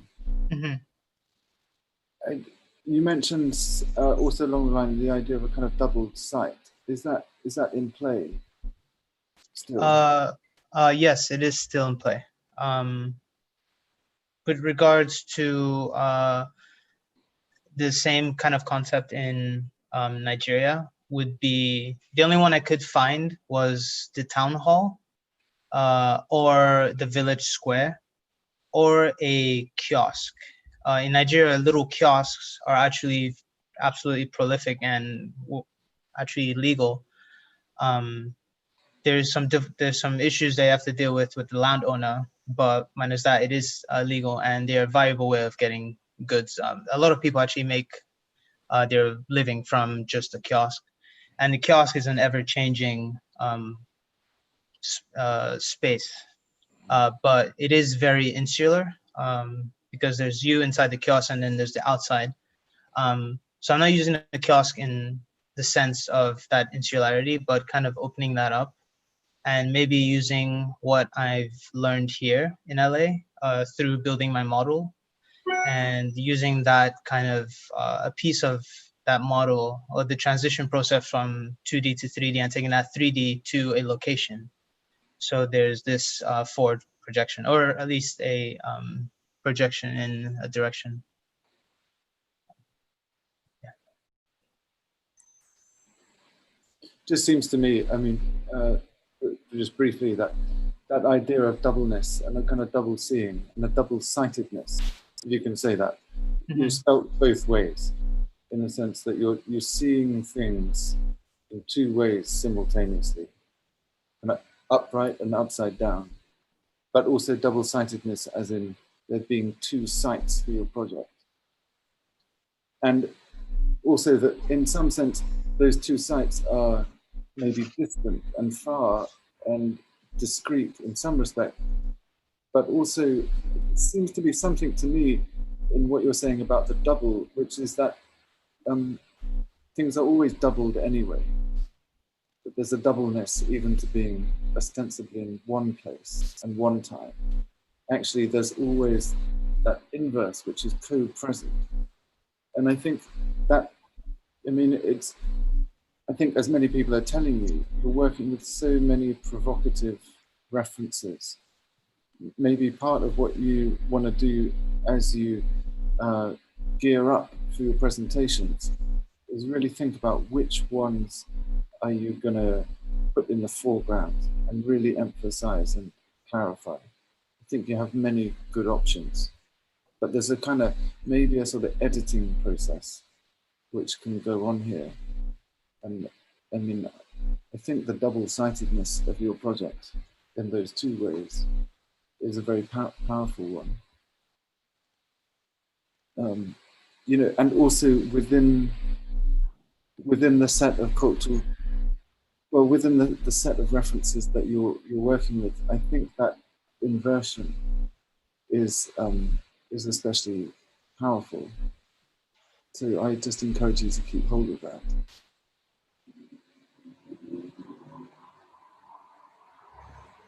Thanks, you guys. Wonderful. Okay. So thanks, everyone. This was a great day. And I want to also thank the students and the guests and everyone who was present. So we will see you soon. And have a nice day, you know. Thanks a lot. Yeah, thanks for having me. Have a good day, everyone. And Jennifer, Bye. Francisco. Thank you. Thanks, John.